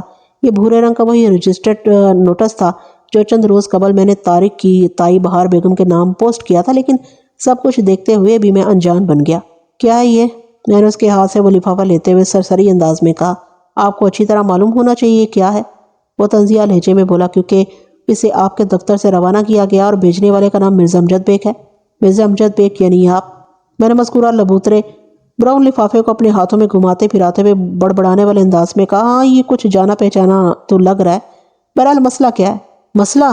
وہ دانت پیستے ہوئے بولا۔ اس حرکت کا آخر مقصد کیا ہے؟ آپ کی تعریف، میں نے اس کے انداز پر مشتعل ہوئے بغیر استفسار کیا۔ وہ غصے سے بولا، میں اپنا تعارف تو بعد میں کرواؤں گا، پہلے مجھے معلوم ہونا چاہیے کہ آپ اس قسم کے نوٹس سے آخر کیا ثابت کرنا چاہتے ہیں۔ ایک بات کان کھول کر سن لیں کہ ہم بلیک میلنگ ایسے اوچھے ہتھ کنڈوں میں آنے والے نہیں ہیں۔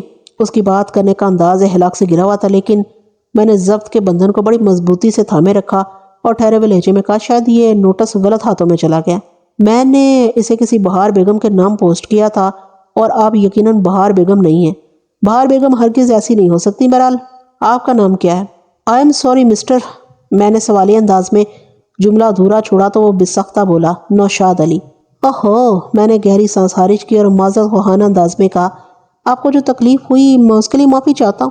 یہ مجھے ڈاک والوں کی غفلت لگتی ہے، کہاں کا خط کہاں پہنچا دیا۔ بہرحال مسٹر نوشاد علی، میں نے اس کی آنکھوں میں جھانکتے ہوئے اپنی سنجیدگی برقرار رکھتے ہوئے کہا، آپ سے بھی سنگین غلطی ہوئی ہے۔ جب یہ رجسٹری آپ کے نام نہیں تھی تو آپ نے وصول ہی کیوں کی؟ اور اگر کسی غلط فہمی میں وصول کر لی تھی تو اسے کھولا نہیں چاہیے تھا۔ میں دیکھ رہا ہوں آپ نے اس رجسٹرڈ لیٹر کا اچھا خاصا پوسٹ مارٹم کر ڈالا ہے۔ بات کے اختتام پر میں نے حقارت بھرے انداز میں منہ سے چچ چچ کی آواز نکالی۔ میری سیکرٹری نے جب اس توا مارکا ریل کے انجن کو میرے چیمبر میں بھیجا تھا تو اس کا نام بھی بتایا تھا، لیکن اس وقت میں نے اس نام پر زیادہ توجہ نہیں دی تھی اور سمجھا تھا ہوگا کوئی نوشاد علی، لیکن اس رجسٹرڈ نوٹس کے ریفرنس سے میں اس کے تاریخ و جغرافیہ سے بخوبی آگاہ ہو گیا تھا۔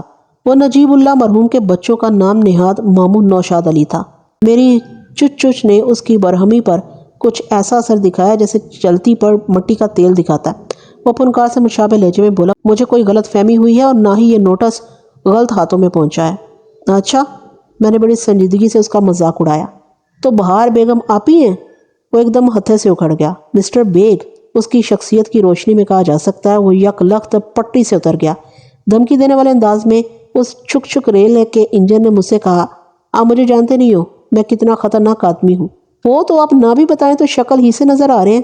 میں نے اس کی آنکھوں میں دیکھتے ہوئے طنزیہ لہجے میں کہا، آپ کو بھی زبان کھولنے سے پہلے یہ بات ذہن میں رکھنا چاہیے کہ آپ اس وقت ایک وکیل کے دفتر میں بیٹھے ہوئے ہیں۔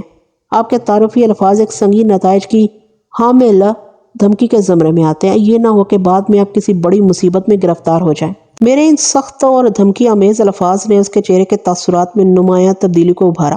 میں نے واضح طور پر محسوس کیا کہ وہ اپنی غسیلی اور دھونس دھاندلی بردار بنیاد سے تھوڑا سا ہل گیا تھا، تاہم جلد ہی اس نے اپنی کمزوری پر قابو پا لیا اور بے خوفی کا مظاہرہ کرتے ہوئے بولا، آپ مجھے قانون وغیرہ سے ڈرانے کی کوشش نہ کریں، میں نے پولیس کورٹ بہت دیکھ رکھی ہے۔ ٹھیک ہے، میں نے بے پرواہی سے شانے اچکا دیے، پھر تو کبھی نہ کبھی کسی نہ کسی معاملے میں آپ سے عدالت میں ملاقات ہوگی، عدالت میں جو ہوگا اسے ہم بھی دیکھ لیں گے۔ وہ میری آنکھوں میں جھانکتے ہوئے بولا، فی الحال تو آپ مجھے اس نوٹس کے بارے میں بتائیں۔ رجسٹرڈ نوٹس والا مذکورہ مستطیل لفافہ میری نگاہ کے سامنے میز پر رکھا تھا۔ میں نے بآہستگی وہ لفافہ اٹھا کر میز کی دراز میں رکھ دیا، پھر نوشاد علی سے مخاطب ہوتے ہوئے کہا، یہ بہت اچھا ہوا کہ میرا بھیجا ہوا نوٹس غلط ہاتھوں میں کھیلنے کے بعد واپس میرے پاس پہنچ گیا۔ مجھے مس ماتا بہار بیگم سے براہ راست بات کرنے میں آسانی رہے گی۔ میں نے پہلی مرتبہ اس کے انداز میں لچک پیدا ہوتے دیکھی۔ وہ قدرے سلجھے ہوئے لہجے میں بولا، میں بہار بیگم کی طرف ہی سے آیا ہوں، آپ کو جو بھی کہنا ہے مجھ سے کہہ سکتے ہیں۔ سوری مسٹر، میں قانونی معاملات میں غیر متعلقہ افراد سے بات نہیں کرتا، میں غیر متعلق نہیں ہوں، وہ وضاحتی لہجے میں بولا۔ بہار بیگم میری چھوٹی بہن ہے۔ میں نے چپتے ہوئے انداز میں پوچھا، آپ بہار بیگم کے بڑے بھائی ہیں؟ جی بالکل، وہ قدرے گڑبڑاتے ہوئے بولا۔ لگتے تو نہیں ہیں، میں نے طنزیہ لہجے میں کہا۔ وہ میرے طنز کی حقیقت تک نہ پہنچ سکا، جلدی سے بولا، دراصل میں اپنی صحت کا بہت خیال رکھتا ہوں، عمر میں بہار بیگم سے 5-6 سال بڑا ہوں مگر لگتا نہیں ہوں۔ بات ختم کر کے وہ ایسی نظر سے مجھے دیکھنے لگا جیسے میں اس کی پیش کردہ وضاحت سے کلی طور پر مطمئن ہو گیا ہوں۔ اگر آپ واقعی بہار بیگم کے بڑے بھائی ہیں تو پھر اس نوٹس کے سلسلے میں آپ سے بات ہو سکتی ہے، آپ کو کیا کنفیوژن ہے؟ وہ بتانے لگا، آپ نے اس نوٹس میں جو دعوے کیے ہیں ان کا حقیقت سے کوئی تعلق نہیں، میرا مطلب ہے نادرہ خاتون نے آپ کے سامنے غلط بیانی کی ہے، وہ اور اس کا بیٹا طارق ناظم آباد والے گھر پر کسی قسم کا حق نہیں رکھتے، شاید انہوں نے آپ کو حقائق سے آگاہ نہیں کیا، ورنہ آپ جیسا قابل وکیل اس کیس کو ہاتھ میں لینے کی غلطی نہیں کر سکتا تھا۔ آخری جملہ اس نے مجھے مکھن لگانے کے لیے ادا کیا تھا۔ وہ خاصا ہوشیار اور چال باز شخص دکھائی دیتا تھا۔ جب اس نے محسوس کیا کہ میں اس کی دھونس میں نہیں آیا تو اس نے اپنے رویے میں نمایاں تبدیلی کر لی تھی۔ شائستہ تو وہ اب بھی نہیں تھا، تاہم اس کے انداز میں معقولیت ضرور در آئی تھی۔ میں نے سر دست اسی کو گھسنے کا فیصلہ کیا اور اس کی باتوں میں دلچسپی لیتے ہوئے گہری سنجیدگی سے کہا، میں آپ کی بات کو یکسر رد نہیں کروں گا، عام طور پر ایسا ہوتا ہے، میرے پاس آنے والا ہر شخص خود کو بے قصور حقدار اور مظلوم ظاہر کرتا ہے اور مجھ سے ہر ممکن مدد کا امیدوار نظر آتا ہے، اس لیے اس بات کے امکانات بہرحال موجود ہیں کہ نادرہ خاتون نے مجھ سے دروغ گوئی کی ہو۔ بہرحال میں نے تھوڑا توقف کر کے گہری سانس لی اور نہایت ہی رازدارانہ لہجے میں کہا، نوشاد صاحب، اس نوٹس میں نادرہ خاتون کی طرف سے جو بلند و بانگ دعوے کیے گئے ہیں انہیں تھوڑی دیر کے لیے فراموش کر کے آپ مجھے حقیقت سے آگاہ کریں۔ میں آپ کی زبان سے ان حقائق کی نقاب کشائی ہوتے ہوئے سننا چاہتا ہوں۔ وہ بڑی آسانی سے میرے پھیلائے ہوئے نادیدہ جال میں قدم رکھ بیٹھا۔ چند لمحات تک اس نے مجھے تعریفی انداز میں دیکھنے کا عمل جاری رکھا اور یہ ٹٹولنے کی کوشش کرتا رہا کہ مجھ پر اعتماد کرنا چاہیے یا نہیں۔ پھر وہ ایک فیصلے پر پہنچ گیا۔ اس کے چہرے کے تاثرات نے مجھے بتا دیا کہ وہ مجھے اعتماد میں لینے کا حامی ہے، گویا میری چال 100% کامیاب رہی تھی۔ بیگ صاحب، وہ مسٹر بیگ سے بیگ صاحب پر آتے ہوئے مجھ سے مخاطب ہوا، میں اس نوٹس کی ترسیل کے سلسلے میں آپ کو قصوروار سمجھ رہا تھا، لیکن آپ سے ملنے کے بعد مجھے محسوس ہوا کہ میں غلطی پر تھا۔ آپ انتہائی معقول اور سلجھے ہوئے انسان ہیں، یقیناً نادرہ بیگم ہی نے آپ کو صحیح صورتحال سے آگاہ نہیں کیا۔ وہ نہایت ہی مکار اور چالاک عورت ہے۔ اسے جیسے ہی معلوم ہوا بہار بہن نے ناظم آباد والا گھر فروخت کر دیا، وہ موقع سے فائدہ اٹھانے کے لیے سامنے آ گئی اور آپ کو اعلیٰ کر بنانے کی کوشش کر ڈالی۔ اس سے کوئی یہ پوچھے کہ 15 سال تک اپنی زبان پر مہر لگائے کیوں بیٹھی تھی؟ اچانک اس کے چہرے پر نادرہ خاتون کے لیے ناگواری کے تاثرات ابھر آئے تھے۔ میں نے اس موقع پر کوئی مداخلت ضروری نہ جانی اور خاموش بیٹھا اسے سنتا رہا۔ چند لمحات کے توقف کے بعد وہ دوبارہ گویا ہوا۔ بیگ صاحب، میں آپ کو حقیقت بتاتا ہوں، وہ بے حد سنجیدہ ہوتے ہوئے بولا۔ بات دراصل یہ ہے کہ میرا بہنوئی نجیب اللہ اسے جنت نصیب کرے، بڑا ہی اصول پرست اور ایماندار شخص تھا۔ حبیب اللہ کی وفات کے بعد نادرہ کے شوہر حسیب نے جائیداد کے بٹوارے کی آواز اٹھائی تو نجیب کو اپنی سماعت پر یقین نہیں آیا تھا۔ اس نے چھوٹے بھائی کو سمجھانے کی حتی الامکان کوشش کی، لیکن وہ اپنی بیوی نادرہ کی پٹی پر چڑھا ہوا تھا، لہٰذا کوئی بھی معقول بات سننے اور سمجھنے کو تیار نہ ہوا۔ اس پر نجیب نے مجبور ہو کر اس پر واضح کر دیا کہ وہ اپنا آبائی گھر فروخت نہیں ہونے دے گا۔ اگر اسے بٹوارے اور اپنا حق وصول کرنے کا زیادہ ہی شوق ہے تو مکان کی موجودہ مالیت کا نصف اسے دینے کو تیار ہے۔ حسیب فوراً اس تجویز پر تیار ہو گیا، چنانچہ نجیب نے جائیداد کے ماہرین سے مکان کی مارکیٹ ویلیو نکلوائی اور اس رقم کا نصف حسیب کے حوالے کر دیا۔ وہ یہاں تک بتانے کے بعد سانس لینے کے لیے متوقف ہوا تو میں پوچھے بنا نہ رہ سکا، لیکن بات کے حالات سے تو ثابت ہوتا ہے کہ حسیب کے پاس کوئی بڑی رقم موجود نہیں تھی۔ نادرہ نے تو اس رقم کا کہیں کوئی تذکرہ نہیں کیا۔ نوشاد علی اچھی خاصی تیاری کے بعد میرے پاس آیا تھا۔ اس مکار کے پاس ممکنہ ہر سوال کا جواب موجود تھا۔ معنی خیز انداز میں گردن ہلاتے ہوئے اس نے کہا، بیگ صاحب، یہ نادرہ بیگم خود کو بڑی ہوشیار اور چالاک سمجھتی ہے، لیکن اس کا خامد اس سے 10 ہاتھ آگے تھا۔ حسیب نے نادرہ کو رقم کی ہوا بھی نہ لگنے دی۔ دراصل وہ گزشتہ چند برس سے اچھا خاصا مقروض چلا آ رہا تھا۔ اس نے نہایت ہی خاموشی کے ساتھ نجیب سے حاصل ہونے والی رقم کو اپنے قرضے چکانے میں خرچ کر دیا۔ نادرہ کو کانوں کان خبر نہ ہوئی کہ اس کا شوہر جائیداد کا حصہ وصول کر چکا ہے۔ ممکن ہے چند روز بعد یہ بات کسی اور ذرائع سے کھل کر سامنے آ جاتی، لیکن حسیب کی خوش قسمتی کہ زندگی نے اسے اتنی مہلت نہ دی۔ یہ بات طے تھی کہ اپنا حصہ حاصل کرنے کے بعد اسے وہ گھر چھوڑ کر اپنی رہائش کا کہیں اور بندوبست کرنا تھا۔ وہ اب اس گھر میں کوئی حق نہیں رکھتا تھا۔ نجیب اللہ ہی اس آبائی مکان کا بلا شرکت غیر مالک و مختار تھا، مگر وقت نے اچانک کروٹ لی۔ اس کی فیکٹری کے بوائلر میں ایک خوفناک دھماکہ ہوا اور وہ ہمیشہ ہمیشہ کے لیے یہ دنیا چھوڑ کر چلا گیا۔ حسیب کی موت کے کچھ عرصے بعد نادرہ نے اپنے جیٹ سے مکان کے بٹوارے کی بابت استفسار کیا۔ وہ دونوں بھائیوں کے درمیان ہونے والی بات چیت سے تو واقف تھی، لیکن اسے یہ معلوم نہیں تھا کہ اس کا شوہر مکان میں اپنے حصے کی رقم وصول کر چکا ہے۔ جب نجیب نے اسے حقیقت حال سے آگاہ کیا تو وہ فوراً ہتھے سے اکھڑ گئی۔ نجیب جب اس کی کسی چال بازی میں نہ آیا تو نادرہ نے پسپائی اختیار کرنے میں ہی عافیت جانی اور اپنے بیٹے کو لے کر اپنے بھائی کے پاس کورنگی چلی گئی۔ 15 سال گزر جانے کے بعد پتہ نہیں اس کے پیٹ میں کیوں مروڑ اٹھ رہی ہے۔ میں بڑی توجہ اور دلچسپی سے اپنے سامنے بیٹھے ہوئے ریل کے ایک قدیم انجن کو دیکھ رہا تھا۔ اس نے ابھی مجھے جو کہانی سنائی تھی وہ اس کہانی کے بالعکس تھی جو میں نے نادرہ خاتون کی زبانی سنی تھی۔ اس شاطر شخص کے گرد اپنا شکنجہ مزید ٹائٹ کرنے کی خاطر میں نے اسے پوچھا، اب مسٹر نوشاد علی، یہ تو بڑی عجیب و غریب داستان سنا رہے ہیں۔ بہرحال آپ کی باتوں میں مجھے اچھا خاصا وزن محسوس ہو رہا ہے۔ یہ نادرہ خاتون تو واقعی بڑی عیار اور فتنہ پرور عورت ہے۔ میرے ان کلمات سے وہ یہی سمجھا کہ میں اس کے شیشے میں اتر چکا ہوں۔ مجھے اپنا ہمنوا پاتے ہی اس نے کہا، وہ دغاباز عورت اب اگر آپ کے دفتر کے زینے چڑھے تو اسے بری طرح ڈانٹ کر بھگا دیجیے گا۔ یہ تو مجھے کرنا ہی ہے، لیکن سلیقے سے۔ میں نے اس کی خوشی کی خاطر گمبھیر انداز میں کہا، اس سلسلے میں آپ کو مجھ سے تعاون کرنا ہوگا۔ اندرونی خوشی سے اس کا چہرہ باغ و بہار ہو گیا، گویا میں نے اس کی بات کہہ ڈالی تھی۔ اس کی آنکھوں میں رقصہ شیطانیت نے مجھے بتا دیا کہ وہ نادرہ خاتون کے لیے کس قسم کے ماندانہ اور خبیثانہ خیالات رکھتا تھا۔ مجھے اپنی راہ میں ہموار ہوتے دیکھ کر وہ پوری صفاقی سے بولا، آپ حکم کریں بیگ صاحب، 24 گھنٹے کے اندر آپ نوشاد علی کی طاقت دیکھ لیں گے۔ حکم کریں کے الفاظ اس نے اتنی سنگینی سے ادا کیے تھے کہ مجھے یوں محسوس ہوا جیسے وہ کہہ رہا ہو کہ اگر آپ کا اشارہ ہو تو وہ نادرہ خاتون کو دائمی خاموشی سے بھی سرفراز کرنے کی اہلیت رکھتا ہے۔ وہ کمینہ شخص پرت کھل کر سامنے آ رہا تھا۔ میں نے اس کی صفاق آنکھوں میں دیکھتے ہوئے کہا، نوشاد علی، مجھے آپ کی صلاحیت میں کسی قسم کا کوئی شک نہیں، لیکن ہمارے درمیان ایک واضح فرق پایا جاتا ہے۔ کیسا فرق؟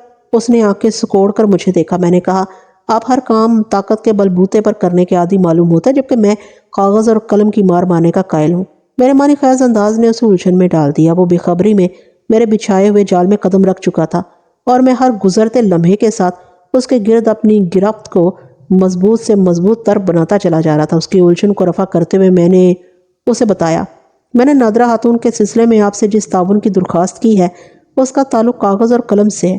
اگر آپ میری مدد کرنے کو تیار ہو جائیں تو میں اس دروغگو عورت کو ایسی مصیبت میں پھنساؤں گا کہ زندگی بھر یاد رکھے گی کہ کس وکیل سے پالا پڑا تھا۔ انسانی نفسیات سے کھیلنا دنیا کا سب سے بڑا اور دلچسپ کھیل ہے۔ بلا شبہ علم نفسیات تمام علوم کا باپ ہے۔ میں اس وقت نوشاد علی کی مخصوص نفسیات سے اٹکیلیاں کر رہا تھا۔ یہ ایک فطری امر ہے کہ انسان جس شخص کو ناپسند کرتا ہے اسے نفرت کرتا ہو۔ ایسے شخص کے خلاف بات سن کر بہت خوشی محسوس ہوتی ہے۔ نوشاد کے ساتھ بھی کچھ ایسا ہی معاملہ تھا۔ نادرہ خاتون ان لوگوں کے لیے ایک دشمن کی حیثیت رکھتی تھی، لہٰذا میرے منہ سے اس کی مخالفت میں خارج ہونے والا ہر لفظ اس کے لیے طمانینت کا باعث تھا۔ ان لمحات میں دراصل اسے قلبی سکون فراہم کر رہا تھا۔ اس کی بات چیت فوری مسرت کے باعث بہت چوڑی ہو گئی۔ رازدارانہ لہجے میں اس نے مجھ سے پوچھا، کاغذ قلم کے حوالے سے میں آپ کی کیا مدد کر سکتا ہوں بیگ صاحب؟ میں نے سرسری انداز میں کہا، کاغذ قلم تو میں نے محاورتاً استعمال کیا ہے، دراصل اس سے میری مراد قانونی دستاویز تھی۔ اس نے چونک کر مجھے دیکھا، قانونی دستاویز؟ میں کچھ سمجھا نہیں بیگ صاحب۔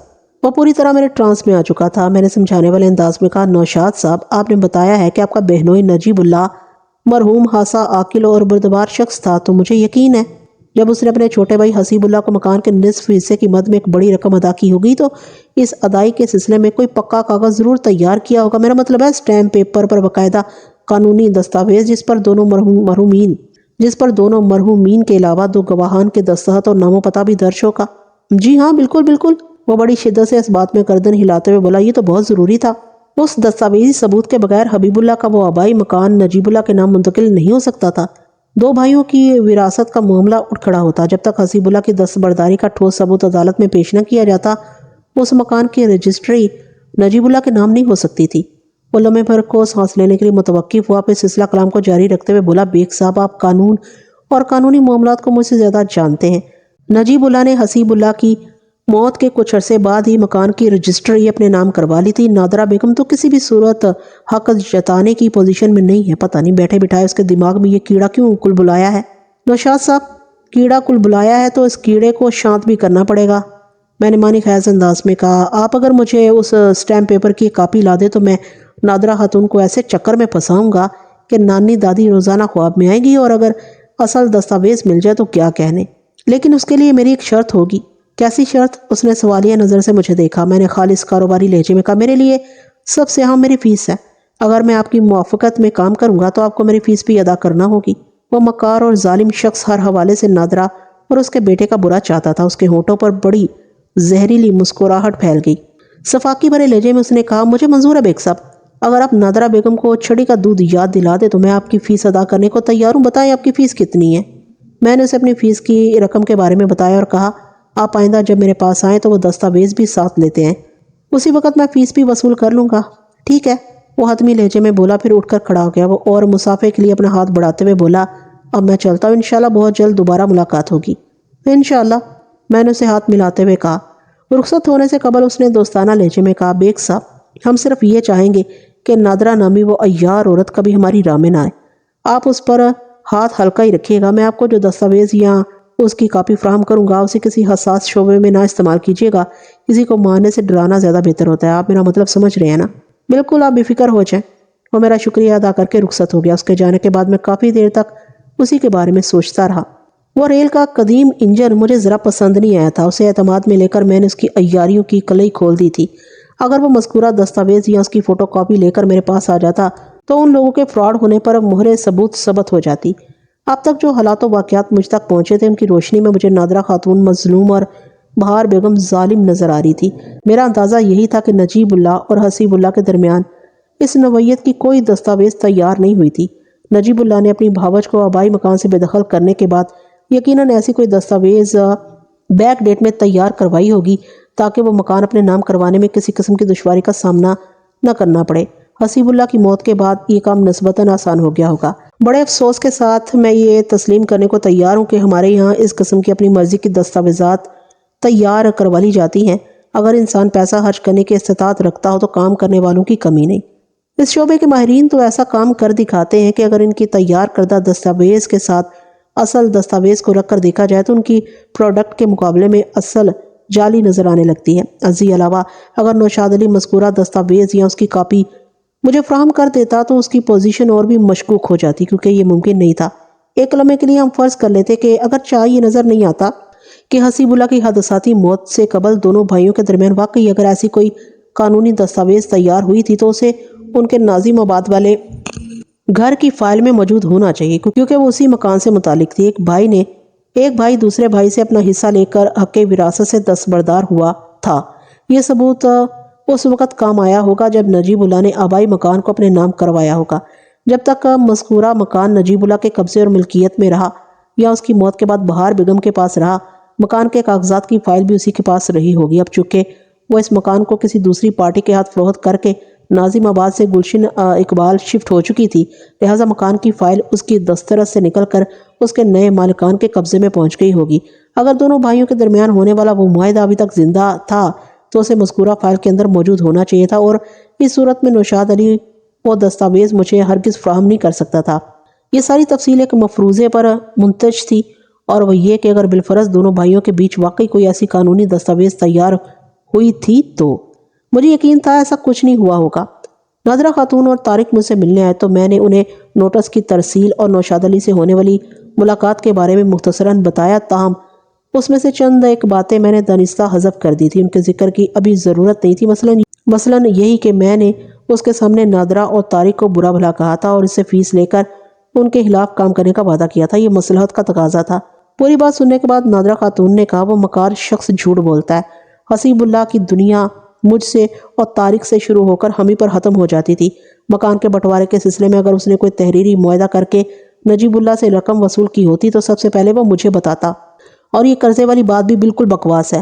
میں حسیب اللہ کے ایک ایک معاملے سے واقف تھی۔ وہ مجھ پر اندھا اعتماد کرتا تھا اور مجھ سے کچھ بھی نہیں چھپاتا تھا۔ اگر اس نے کسی سے قرض ادھار اٹھا رکھا ہوتا تو مجھے ضرور بتاتا۔ مجھے تو یہ نام نہاد معمولی فراڈ لگتا ہے، پتہ نہیں یہ اچانک کہاں سے آن ٹپکا ہے۔ میں 12-13 سال تک ناظم آباد والے گھر میں رہی ہوں۔ بہار بیگم کی شادی مجھ سے 2 سال بعد میں ہوئی تھی۔ لگ بھگ 10 سال تک ہم دونوں ایک ہی چھت کے نیچے رہی ہیں۔ اس دوران میں نے کبھی کسی نوشاد علی کو بہار بیگم کے بھائی کی حیثیت سے گھر میں آتے جاتے نہیں دیکھا، اور نہ ہی کبھی اس کا تذکرہ سننے میں آیا۔ یہ کوئی بہت ہی خطرناک کردار معلوم ہوتا ہے۔ طارق اس کے خاموش ہوتے ہی بول اٹھا۔ اس کا مخاطب میں تھا۔ بیگ صاحب، امی بالکل ٹھیک کہتی ہیں، نوشاد علی کی تاریخ زیادہ پرانی نہیں ہے۔ میری تحقیق کے مطابق وہ کوئی سال بھر پہلے پیدا ہوا ہے۔ طارق نے لفظ پیدا پر اچھا خاصا زور ڈالا تھا۔ میں نے وضاحت کی خاطر اسے پوچھ لیا، تم کہنا کیا چاہتے ہو؟ میں یہ کہنا چاہتا ہوں بیگ صاحب کہ آج کل میری تحقیق و تفتیش کا محور اور مرکز بہار بیگم اور نوشاد علی ہیں۔ ملازمت کے بعد مجھے جتنا بھی وقت ملتا ہے میں انہی کی کھوج میں صرف کرتا ہوں۔ نوشاد علی کا کردار تایا نجیب اللہ کے انتقال کے بعد منظر عام پر آیا ہے۔ بہار بیگم اور نوشاد علی کے رنگ و روپ، حد و حال اور رکھ رکھاؤ میں اتنا زیادہ فرق موجود ہے کہ وہ کسی بھی طور بہن بھائی نہیں ہو سکتے۔ میری تحقیق کے مطابق نوشاد علی کوئی اچھا انسان نہیں، مجھے تو وہ کوئی جرائم پیشہ شخص لگتا ہے جس نے تائی بہار بیگم کو اپنے قبضے میں کر رکھا ہے۔ طارق کی تحقیق و تفتیش بڑے درست زاویے پر تھی۔ بس فرق اتنا تھا کہ مجھے جن باتوں کا شک تھا طارق بڑے دعوے سے ان کی تصدیق کر رہا تھا۔ نوشاد علی کی شخصیت اور باتوں سے میں نے یہی تصور قائم کیا تھا کہ وہ کوئی اچھا آدمی نہیں تھا۔ نادرہ خاتون نے تشویش بھرے لہجے میں کہا، وکیل صاحب وہ تو آپ سے وعدہ کر کے گیا ہے کہ دستاویز کی نقل کاپی یا پھر اصل دستاویز لا کر آپ کو دکھائے گا۔ اگر واقعی اس کے پاس ایسی کوئی دستاویز موجود ہوئی تو ہمارا کیس تو بالکل ہی کمزور ہو جائے گا۔ نادرہ خاتون طارق قانونی باریکیوں مشغافیوں سے واقف نہیں تھے اور ایک قانون پڑھانے کی میرے پاس کوئی فرصت نہیں تھی، لہٰذا میں نے بڑی سادگی سے انہیں تسلی دی۔ آپ فکر مند نہ ہو خاتون، وہ ایسا نہیں کر سکے گا۔ آپ یہ بات اتنے وثوق سے کیسے کہہ رہے ہیں بیگ صاحب؟ طارق نے مجھ سے پوچھا۔ میں نے کہا، پہلی بات تو یہ ہے کہ تمہارے باپ اور تمہارے تایا کے درمیان ایسا کوئی معاہدہ ہوا ہی نہیں تھا، تو وہ کہاں سے یہ دستاویز لے کر آئے گا؟ کیا تم نے اپنی والدہ کی بات غور سے نہیں سنی؟ سنی ہے، بہت غور سے سنی ہے، وہ اصراری لہجے میں بولا، لیکن جرائم پیشہ لوگوں سے کسی بھی کمینگی کی توقع رکھنا چاہیے۔ نوشاد علی کا جن لوگوں کے ساتھ زیادہ اٹھنا بیٹھنا ہے وہ سب ہاتھ سے بدنام ہیں۔ اگر واقعی کوئی مذکورہ دستاویز کہیں موجود نہیں تو نوشاد علی ایسی دستاویز تیار تو کروا سکتا ہے نا، اس کے تو یہ بائیں ہاتھ کا کھیل ہے۔ میں نے چونک کر اس کی طرف دیکھا۔ بائیں ہاتھ کا کھیل کیا مطلب؟ مطلب بالکل واضح بیگ صاحب، وہ تلخی سے مسکرایا۔ نوشاد علی کوئی بھی جعلی دستاویز تیار کروانے کی مالی صلاحیت بھی رکھتا ہے اور سورسز بھی اس کے ہاتھ میں ہیں۔ آپ کو بہت زیادہ محتاط رہ کر قدم اٹھانے کی ضرورت ہے بیگ صاحب۔ اس کی ہمدردانہ اور دوستانہ وارننگ کے جواب میں میں نے کہا، تمہارے مشورے کا شکریہ طارق، تم فکر نہ کرو، میں اپنے ہر کیس میں پھونک پھونک کر قدم اٹھانے کا عادی ہوں۔ تم نے مردود نوشاد کی کسی سورس کا ذکر کیا تھا؟ وہ اس بات میں گردن ہلاتے ہوئے بولا، میں نے عرض کیا ہے نا، میری ریسرچ کے مطابق نوشاد علی کا اٹھنا بیٹھنا اچھے لوگوں کے ساتھ نہیں۔ ان میں ایک سلطان نامی پراپرٹی ایجنٹ ہے جس کی شہرت اس حوالے سے خراب ہے کہ وہ جعلی کاغذات بنا کر پراپرٹی فروخت کرنے کا ماہر ہے۔ وہ ایسے گھروں پر خصوصی نظر رکھتا ہے جو عرصے سے بند پڑے ہوں اور کوئی ان کی دیکھ بھال نہ کر رہا ہو، یا پھر ایسے گھر جن کے مالکان ملک سے باہر گئے ہوں اور یہاں ان کی نگرانی کرنے والا کوئی نہ ہو۔ اس قسم کی جائیداد سلطان کے لیے آسان شکار ثابت ہوتی ہے۔ وہ ایسے گھروں کی فائل تیار کروا کے انہیں کوئی مناسب پارٹی دے کر اس کے ہاتھ میں فروخت کر دیتا ہے۔ طارق سانس لینے کے لیے لمحے بھر کو متوقف ہوا تو میں نے سوچ میں ڈوبے ہوئے لہجے میں کہا، اس کا مطلب ہے سلطان پراپرٹی ایجنٹ کا نیٹ ورک خاصا دور تک پھیلا ہوا ہے، کیونکہ کسی غیر منقولہ جائیداد کے ایسے کاغذات تیار کروانا جو متعلقہ محکمے سے ویریفائی بھی ہو جائیں کوئی بچوں کا کھیل نہیں ہے۔ جائیداد کا خریدار رقم کی ادائیگی سے قبل اس گھر کی فائل حاصل کر کے اسے چیک کروانے کی کوشش ضرور کرتا ہے۔ مطمئن ہونے کے بعد ہی وہ پیمنٹ کے لیے تیار ہوتا ہے۔ میں نے ان کے نیٹ ورک کو اچھی طرح سمجھ لیا ہے بیگ صاحب، طارق مانی خیز انداز میں بولا۔ میں نے ایک مرتبہ پھر حیرت بھری نظر سے اس کی جانب دیکھ کر پوچھا، تم کہنا کیا چاہتے ہو؟ اس نے بتایا، صرف 4 افراد مل کر یہ گیم چلا رہے ہیں۔ کون سے 4 افراد؟ بے اختیار میرے منہ سے نکل گیا۔ طارق نے ٹھہرے ہوئے لہجے میں بتایا، بیگ صاحب میں نے پچھلے دنوں نوشاد علی پر بڑی محنت کی ہے۔ جب انسان کے سر پر پڑتی ہے تو وہ مشکل سے مشکل کام بھی کر گزرتا ہے۔ میں نے جن 4 افراد کا ذکر کیا ہے نا، ان میں 2 تو نوشاد علی اور سلطان احمد ہیں۔ سلطان احمد سال 6 ماہ ایک جگہ ٹھہرتا ہے۔ 2-4 لمبے لمبے ہاتھ مارنے کے بعد وہ اپنی اسٹیٹ ایجنسی کو شہر کے ایک حصے سے اٹھا کر دوسرے حصے میں لے جاتا ہے تاکہ وہ ہر لحاظ سے محفوظ رہے۔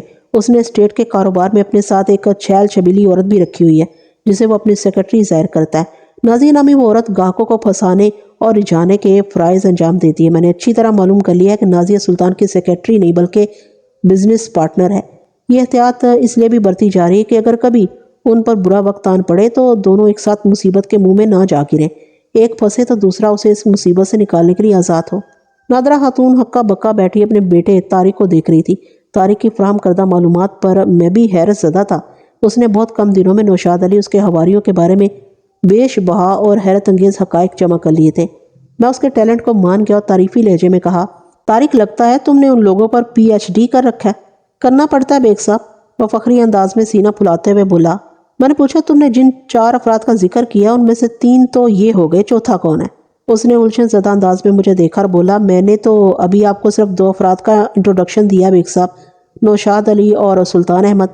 اس کا مطلب ہے نازیہ اس چنڈال چوکڑی میں شامل نہیں؟ اب بالکل نہیں جناب، وہ بڑے وثوق سے بولا، اس کی حیثیت تو شامل باجہ ایسی ہے۔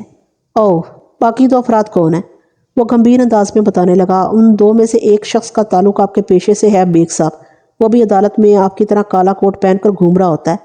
میں عدیل مکسی کی بات کر رہا ہوں، کیا آپ اس نام کے کسی وکیل کو جانتے ہیں؟ عدیل مکسی کو میں اچھی طرح جانتا تھا، وہ ایک بدنام اور کرپٹ وکیل تھا۔ بھاری رقم وصول کر کے مخالف پارٹی کی گود میں جا بیٹھنا اس کا ترا امتیاز تھا۔ اس کی اس صلاحیت سے تقریباً ہر معقول وکیل واقف تھا۔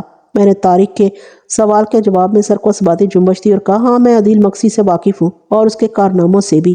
وہ سلسلہ حیرت انگیز معلومات کو آگے بڑھاتے ہوئے بولا، چوتھا آدمی بھی آپ کے محکمے ہی سے وابستہ ہے، وہ باقاعدہ وکیل تو ہیں تاہم ادھر عدالت ہی میں ہوتا ہے۔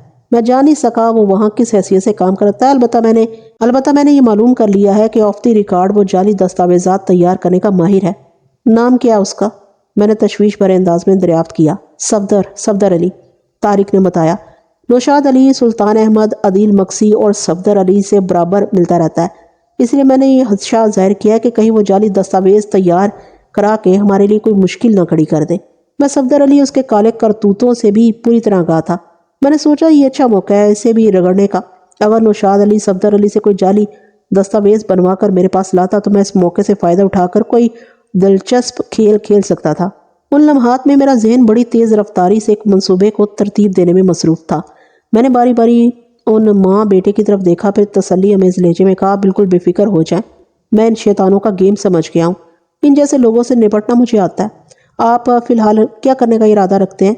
طارق نے گہری سنجیدگی سے پوچھا۔ میں نے بتایا، میں نوشاد علی کا انتظار کر رہا ہوں، وہ مذکورہ دستاویز مجھ تک پہنچائے، پھر میں کوئی عملی قدم اٹھاؤں گا۔ میں دراصل مخالف پارٹی کو باندھ کر مارنا چاہتا ہوں، اور تم نے مجھے جو معلومات فراہم کی ہیں وہ اس مشن کے سلسلے میں بہت مفید ثابت ہوں گی۔ اس کا مطلب ہے آپ سرے دست کیس کو عدالت میں نہیں لے جا رہے؟ میں نے پرسوچ انداز میں کہا، میں نے اس گیم کے لیے جو گراؤنڈ تیار کیا ہے، اگر نوشاد علی نے مجھے اس گراؤنڈ پر کھیلنے کا موقع فراہم کر دیا تو مجھے یقین ہے کہ اس عدالت میں لے جائے بغیر ہی ہم اپنا مقصد حاصل کر لیں گے۔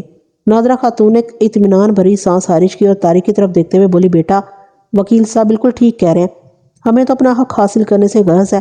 وہ عدالت کا دروازہ کھٹکھٹانے کے بعد ملے یا عدالت کا منہ دیکھے بغیر ہی حاصل ہو جائے سے کیا فرق پڑتا ہے؟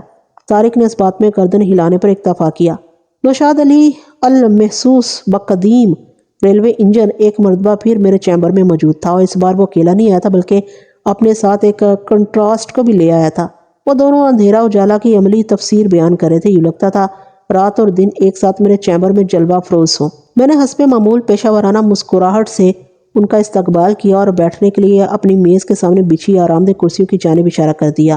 ان دونوں نے میرا شکریہ ادا کرنے کے بعد نشستیں سنبھالی، اور نوشاد علی اپنا سیاہ دھانا پھیلاتے ہوئے اپنے ساتھ آئی ہوئی شخصیت کا تعارف کراتے ہوئے بولا، بیگ صاحب یہ میری چھوٹی بہن ہے بہار بیگم۔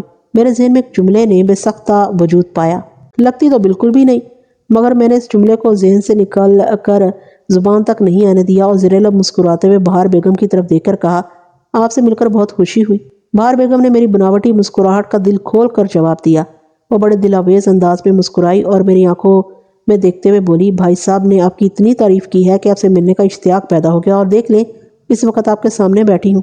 اس نے دیکھ لیں کہ الفاظ دعوت دینے والے انداز میں ادا کیے تھے۔ بہار بیگم کی عمر 45 سال کے قریب رہی ہوگی، لیکن اس ادھیڑ عمری میں بھی اس کی رعنائی قابل دید تھی۔ اس نے خود کو بہت سنبھال سینچ کر رکھا ہوا تھا، بالکل محسوس نہیں ہوتا تھا کہ وہ 4 بچوں کی ماں ہوگی۔ بہار بیگم کی بڑی بیٹی کی عمر میری معلومات کے مطابق 21-22 سال کے لگ بھگ تھی۔ عام طور پر شوہر کی وفات کے بعد بیوی ٹوٹ پھوٹ کر رہ جاتی ہے، لیکن نجیب اللہ کی موت نے بہار بیگم کی بہار کو خزاں کی نظر سے بچائے رکھا تھا۔ اسے دیکھ کر یہی محسوس ہوتا تھا کہ شوہر کی موت اسے خاصی راس آئی ہے۔ میں نے بہار بیگم کی بات کے جواب میں کہا، سب تعریفیں اللہ کے لیے ہیں، بیگ صاحب انکساری سے کام لے رہے ہیں۔ نوشاد علی نے لقمہ دیا۔ وہ ایک مرتبہ پھر فراق دلی سے مسکرائی اور بولی، ہاں میں سمجھ رہی ہوں بیگ صاحب۔ نوشاد علی بڑی بے تکلفی سے بولا، باتیں تو ہوتی ہی رہیں گی، بڑی پیاس لگی ہے، کچھ پینے کے لیے منگوائیں؟ بہار بیگم نے نوشاد علی کی طرف دیکھتے ہوئے شرارت امیز لہجے میں کہا، بھائی صاحب اس کچھ کی وضاحت بھی کر دیں۔ میں فوراً اس کے اشارے کی تہ میں اتر گیا اور بہار بیگم سے مخاطب ہوتے ہوئے پوچھا، تو آپ کے بھائی صاحب یہ شوق بھی رکھتے ہیں؟ وہ بدستور شرارتی انداز میں بولی، بھائی صاحب نے بڑے نرالے شوق پال رکھے ہیں، اس کی مذاق کی عادت ہے بیگ صاحب۔ نوشاد علی جلدی سے وضاحت کرتے ہوئے بولا، میرا مطلب تھا خلق خشک ہو رہا ہے، کوئی کولڈ ڈرنکس وغیرہ منگوا لیں۔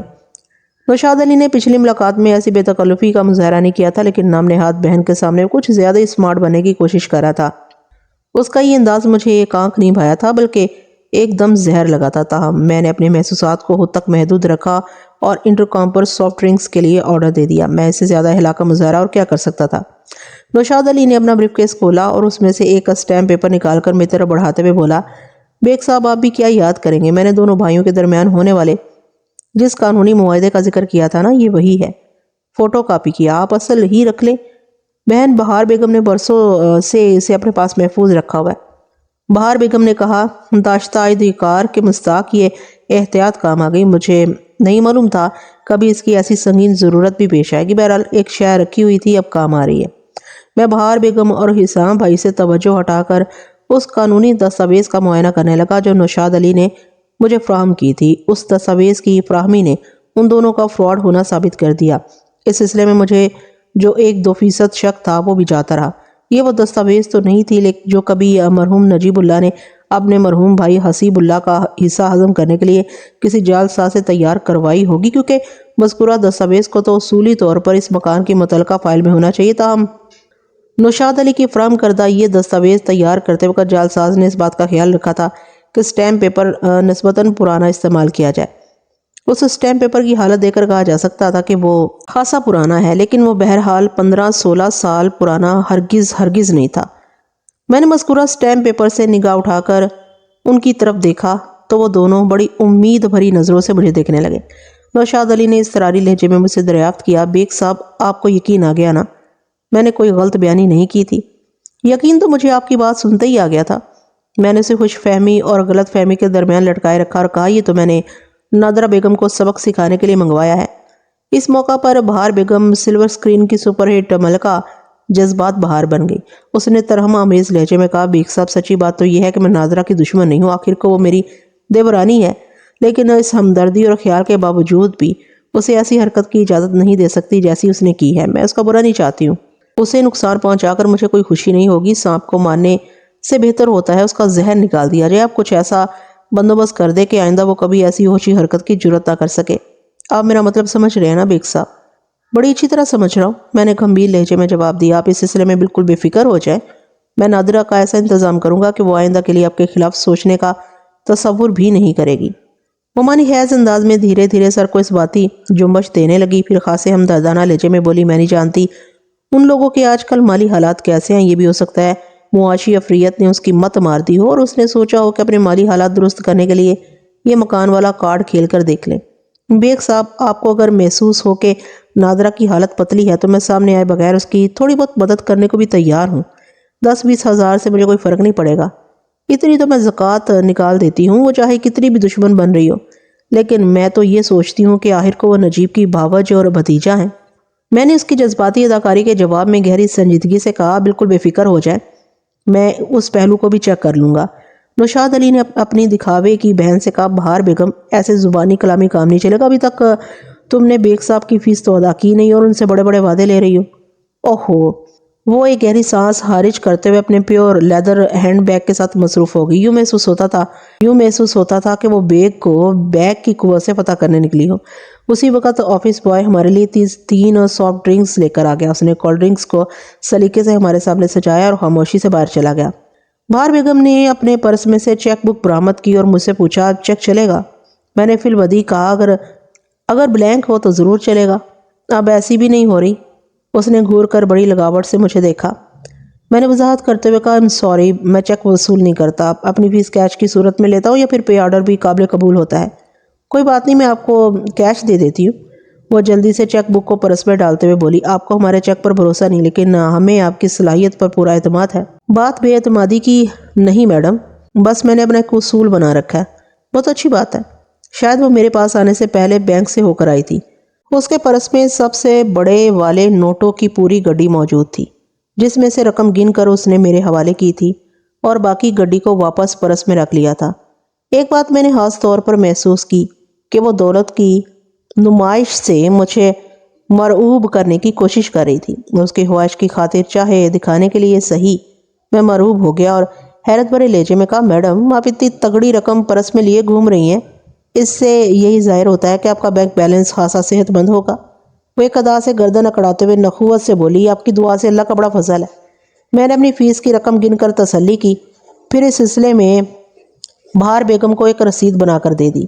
اس رسید سے یہ ظاہر نہیں ہوتا تھا کہ میں نے اس سے وہ رقم کسی مد میں وصول کی ہے۔ سچی بات تو یہ ہے کہ میں نے محض اسے خوش فہمی میں مبتلا کرنے کے لیے فیس کی وصولی کا ناٹک رچایا تھا۔ اس وقت تک میرا ذہن وہ منصوبہ فائنل کر چکا تھا جس پر عمل کرتے ہوئے مجھے ان مکار دغا باز لوگوں سے نبٹنا تھا۔ یہ سچ ہے کہ لاتوں کے بھوت باتوں سے رام نہیں ہوتے، لیکن میں خود کو اندھیرے میں رکھ کر ان پر لاتیں چلانا چاہتا تھا۔ یہ اس کیس کی مجبوری تھی۔ اگر میں عدالت کے ذریعے نادرہ خاتون کو انصاف دلانے کی کوشش کرتا تو یہ بڑا پیچیدہ اور مشکل کام تھا۔ نادرہ کے ہاتھ میں کچھ بھی نہیں تھا۔ عدالت کی چوکھٹ سے اپنا حق وصول کرتے ہوئے اسے اتنی مدت لگ جاتی کہ وہ مایوس ہو کر ہمت ہار بیٹھتی، اور میں ایسا نہیں چاہتا تھا۔ میں نے اچھی طرح یہ محسوس کر لیا تھا کہ نادرہ خاتون اور اس کے بیٹے کے ساتھ بڑی زیادتی ہوئی تھی، اور زیادتی کرنے والے نجیب اللہ اور بہار بیگم ہی تھے۔ بہار بیگم اس کے ناقابل یقین بھائی سامنے آئی، یاری اور مکاری کے ایسے جال پھیلا رکھے تھے کہ وہ ایک سنگین سزا کے مستحق ٹھہرتے تھے۔ میں نے انہیں سزا دینے کے لیے ایک انوکھا منصوبہ ترتیب دے دیا تھا، اور اپنے مقصد کو حاصل کرنے کے لیے مجھے کسی عدالت میں آمد و شد کی ضرورت نہیں تھی۔ دھوکے باز کو خوبصورت دھوکے ہی سے مارنا چاہیے۔ محاوراتی زبان میں ایسے ہی مواقع کے لیے کہا جاتا ہے، سانپ بھی مر جائے اور لاٹھی بھی نہ ٹوٹے۔ سانپ بھی مر جائے اور لاٹھی بھی نہ ٹوٹے۔ مجھے صرف لاٹھی کو حرکت میں لانا تھا۔ وہ دونوں میرے چیمبر سے رخصت ہونے لگے تو بہار بیگم نے اچانک مجھ سے پوچھ لیا، اب بیگ صاحب کی آپ کی شادی ہو گئی ہے؟ یہ ایک غیر متوقع سوال تھا۔ میں نے سنجیدگی سے کہا، ابھی تک اس نعمت سے محروم ہوں۔ کیا زندگی بھر محروم رہنے کا ارادہ کر رکھا ہے؟ اس کے لہجے کی معنی خیزی بڑی خطرناک تھی۔ میں نے کہا، ویسی تو کوئی بات نہیں ہے، یہ تو کفران نعمت ہوگا۔ اس کا مطلب ہے آپ کفران نعمت کا کوئی ارادہ نہیں رکھتے۔ اس کے پراسرار سوالات مجھے الجھانے لگے۔ آج تک کسی موکل نے مجھ سے اس قسم کی گفتگو نہیں کی تھی۔ میں نے اس کے ساتھ نارمل رویہ رکھتے ہوئے سادگی سے کہا، جی ہاں، ایسی ہی بات ہے۔ وہ باقاعدہ رشتے کرانے والی خالہ کا کردار ادا کرتے ہوئے بولی، کیا کہیں اس سلسلے میں کوئی بات چیت چل رہی ہے؟ ایسی تو کوئی بات نہیں، میں نے جان چھڑانے والے انداز میں کہا۔ اس نے زمانی لہجے میں استفسار کیا، اگر آپ سنجیدہ ہیں تو میں کوشش کرتی ہوں۔ بہار بیگم کے سوالیہ جملے کے دو معنی نکلتے تھے۔ ایک تو یہ کہ اگر میں شادی میں دلچسپی رکھتا ہوں تو وہ میرے لیے لڑکی دیکھنے کی کوشش کرے گی۔ دوسرے، اس سلسلے میں وہ خود بھی کوشش کر سکتی ہے۔ کچھ عرصہ پہلے اس کے شوہر نجیب اللہ کا انتقال ہو چکا تھا۔ وہ اگرچہ 4 بچوں کی ماں تھی، لیکن دیکھنے میں بالکل جوان اور دلکش نظر آتی تھی۔ وہ اپنی زندگی کی 45 بہاریں دیکھ چکی تھی، لیکن بڑھتی ہوئی عمر نے اس کے سراپا اور بدن کی شادابی کو میلی آنکھ سے نہیں دیکھا تھا۔ ان عورتوں میں شمار کی جا سکتی تھی جو سدا بہار جوانی کی مالک ہوتی ہیں۔ ایک لحاظ سے وہ اس میں بامسمى ثابت ہوئی تھی۔ ان زمینی حقائق کی روشنی میں اگر اس کی بات کا آخر ذکر مطلب بھی برآمد کیا جاتا تو وہ حق باجانب دکھائی دیتی تھی، مگر میرا ایسا کوئی ارادہ نہیں تھا اور میں یہ بات 2 ٹوک انداز میں کہہ کر بحث کے کسی بڑے در کو وا نہیں کرنا چاہتا تھا، اس لیے مصلحت آمیز انداز میں کہا، میں سوچ کر آپ کو بتاؤں گا۔ ٹھیک ہے۔ وہ بڑے دل موہ لینے والے سٹائل میں مسکرائی اور کہا، سوچ سمجھ کر فیصلہ کرنا ہر انسان کا پیدائشی حق ہے، لیکن میں یہ ضرور کہوں گی کہ بیگ صاحب کے سوچنے میں زیادہ وقت صرف نہ کیجیے گا۔ میں آپ کے اس زرعی مشورے کو ذہن میں رکھوں گا۔ وہ دونوں الوداعی سلام کر کے میرے دفتر سے رخصت ہو گئے۔ ان کے جانے کے بعد میں کافی دیر تک بہار بیگم کے بارے میں سوچتا رہا۔ میں نے اتنی کھلی ڈلی عورت اپنی زندگی میں پہلے کبھی نہیں دیکھی تھی۔ ایک بات میں نے خاص طور پر نوٹ کی کہ اس کی ہر بات ذہن میں سنسنی کو بیدار کرنے والی تھی۔ اپنی مخصوص سوچ کے مطابق ہر انسان اپنی مرضی کا مطلب اخذ کر سکتا تھا۔ آئندہ روز طارق اکیلا ہی مجھ سے ملنے آیا اور تازہ ترین صورتحالات کے بارے میں استفسار کرنے لگا۔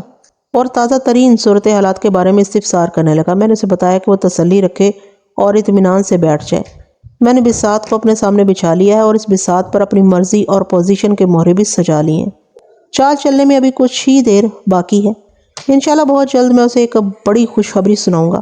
اس نے پوچھا، مجھے آپ کی صلاحیتوں پر پورا اعتماد ہے بیگ صاحب، یہ بتائیں اس دوران میں مجھے کیا کرنا ہوگا؟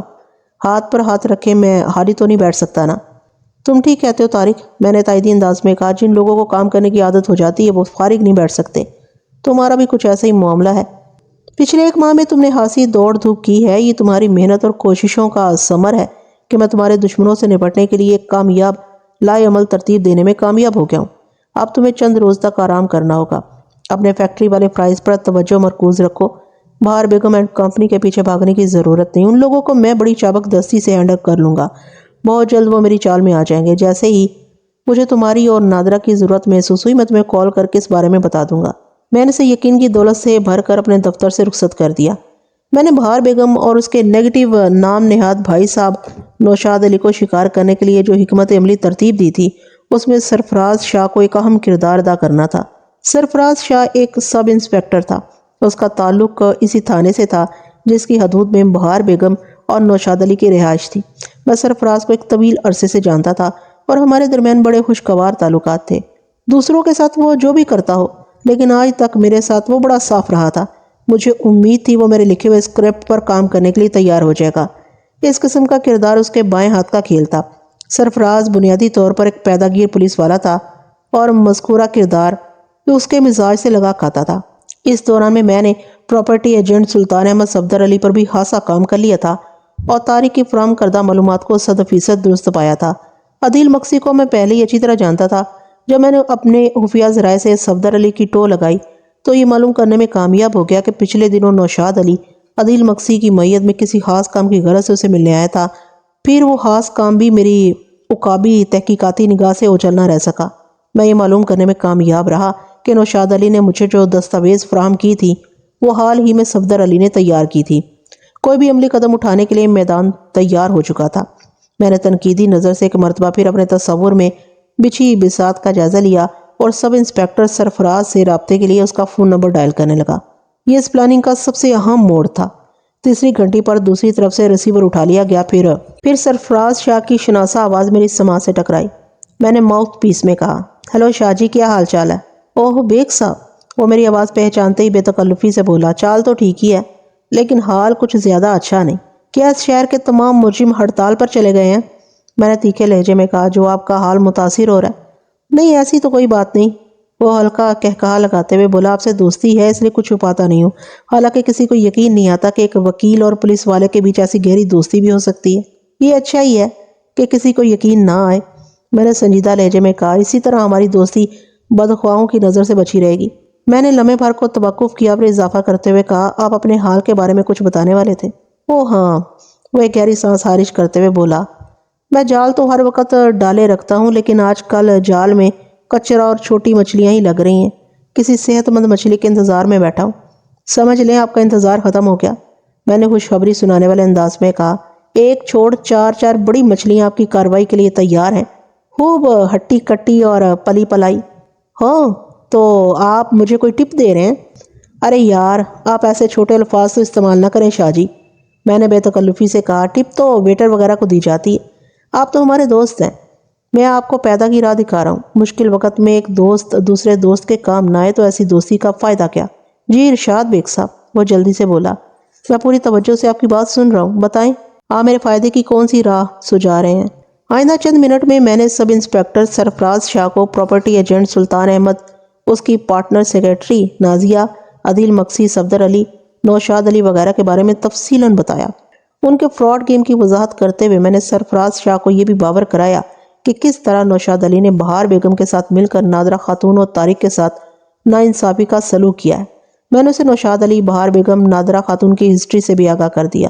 اس نے بڑے صبر و سکون سے میری بات سنی اور آخر میں کہا، بیگ صاحب آپ بالکل ٹھیک کہہ رہے ہیں، یہ چاروں خاصی صحت مند مچھلی ہیں، ایک دوسرے سے مربوط رہ کر یہ فراڈ گیم کو بڑی مہارت سے کھیل رہے ہیں۔ ان پر ہاتھ ڈال کر میں اچھی خاصی پیدا کر سکتا ہوں، لیکن ایک مسئلہ ہے۔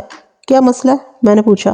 وہ بولا، یہ چاروں باہمی اتفاق سے اپنا کھیل کھیل رہے ہیں، لہٰذا ان کی زنجیر کو توڑنے کے لیے کسی وزنی ہتھوڑے کی ضرورت ہوگی۔ ایک بھرپور ضرب میں خود لگا لوں گا، آپ میرا مطلب سمجھ رہے ہیں نا؟ اچھی طرح سمجھ رہا ہوں، میں نے کہا۔ آپ کو کوئی ایسا پکا ثبوت چاہیے جس کی بنا پر آپ اپنے کھیل کا آغاز کر سکیں؟ جی ہاں، آپ بالکل ٹھیک سمجھیں، وہ تائیدی انداز میں بولا۔ ثبوت آپ کو میں فراہم کروں گا، ایک دم ٹھوس، میں نے کہا۔ سمجھ لیں وہ چاروں گھی سے بھرے ہوئے آڑے تیڑے برتن ہیں، لیکن میں اپنی انگلی کو ٹیڑھا کرنے کی پوزیشن میں نہیں ہوں۔ ٹھیک ہے، آپ ٹھوس ثبوت مہیا کریں، انگلی میں ٹیڑھی کر لوں گا۔ وہ مضبوط لہجے میں بولا، جتنا بھی یہ گھی برآمد ہوگا 50-50 کر لیں گے۔ میں اس قسم کی چکنائی سے پرہیز کرتا ہوں، میں نے معنی خیز لہجے میں کہا۔ کوئی بات نہیں، سارا گھی میں رکھ لوں گا، وہ خوش دلی سے بولا۔ مجھے روغن کا کوئی پرہیز نہیں۔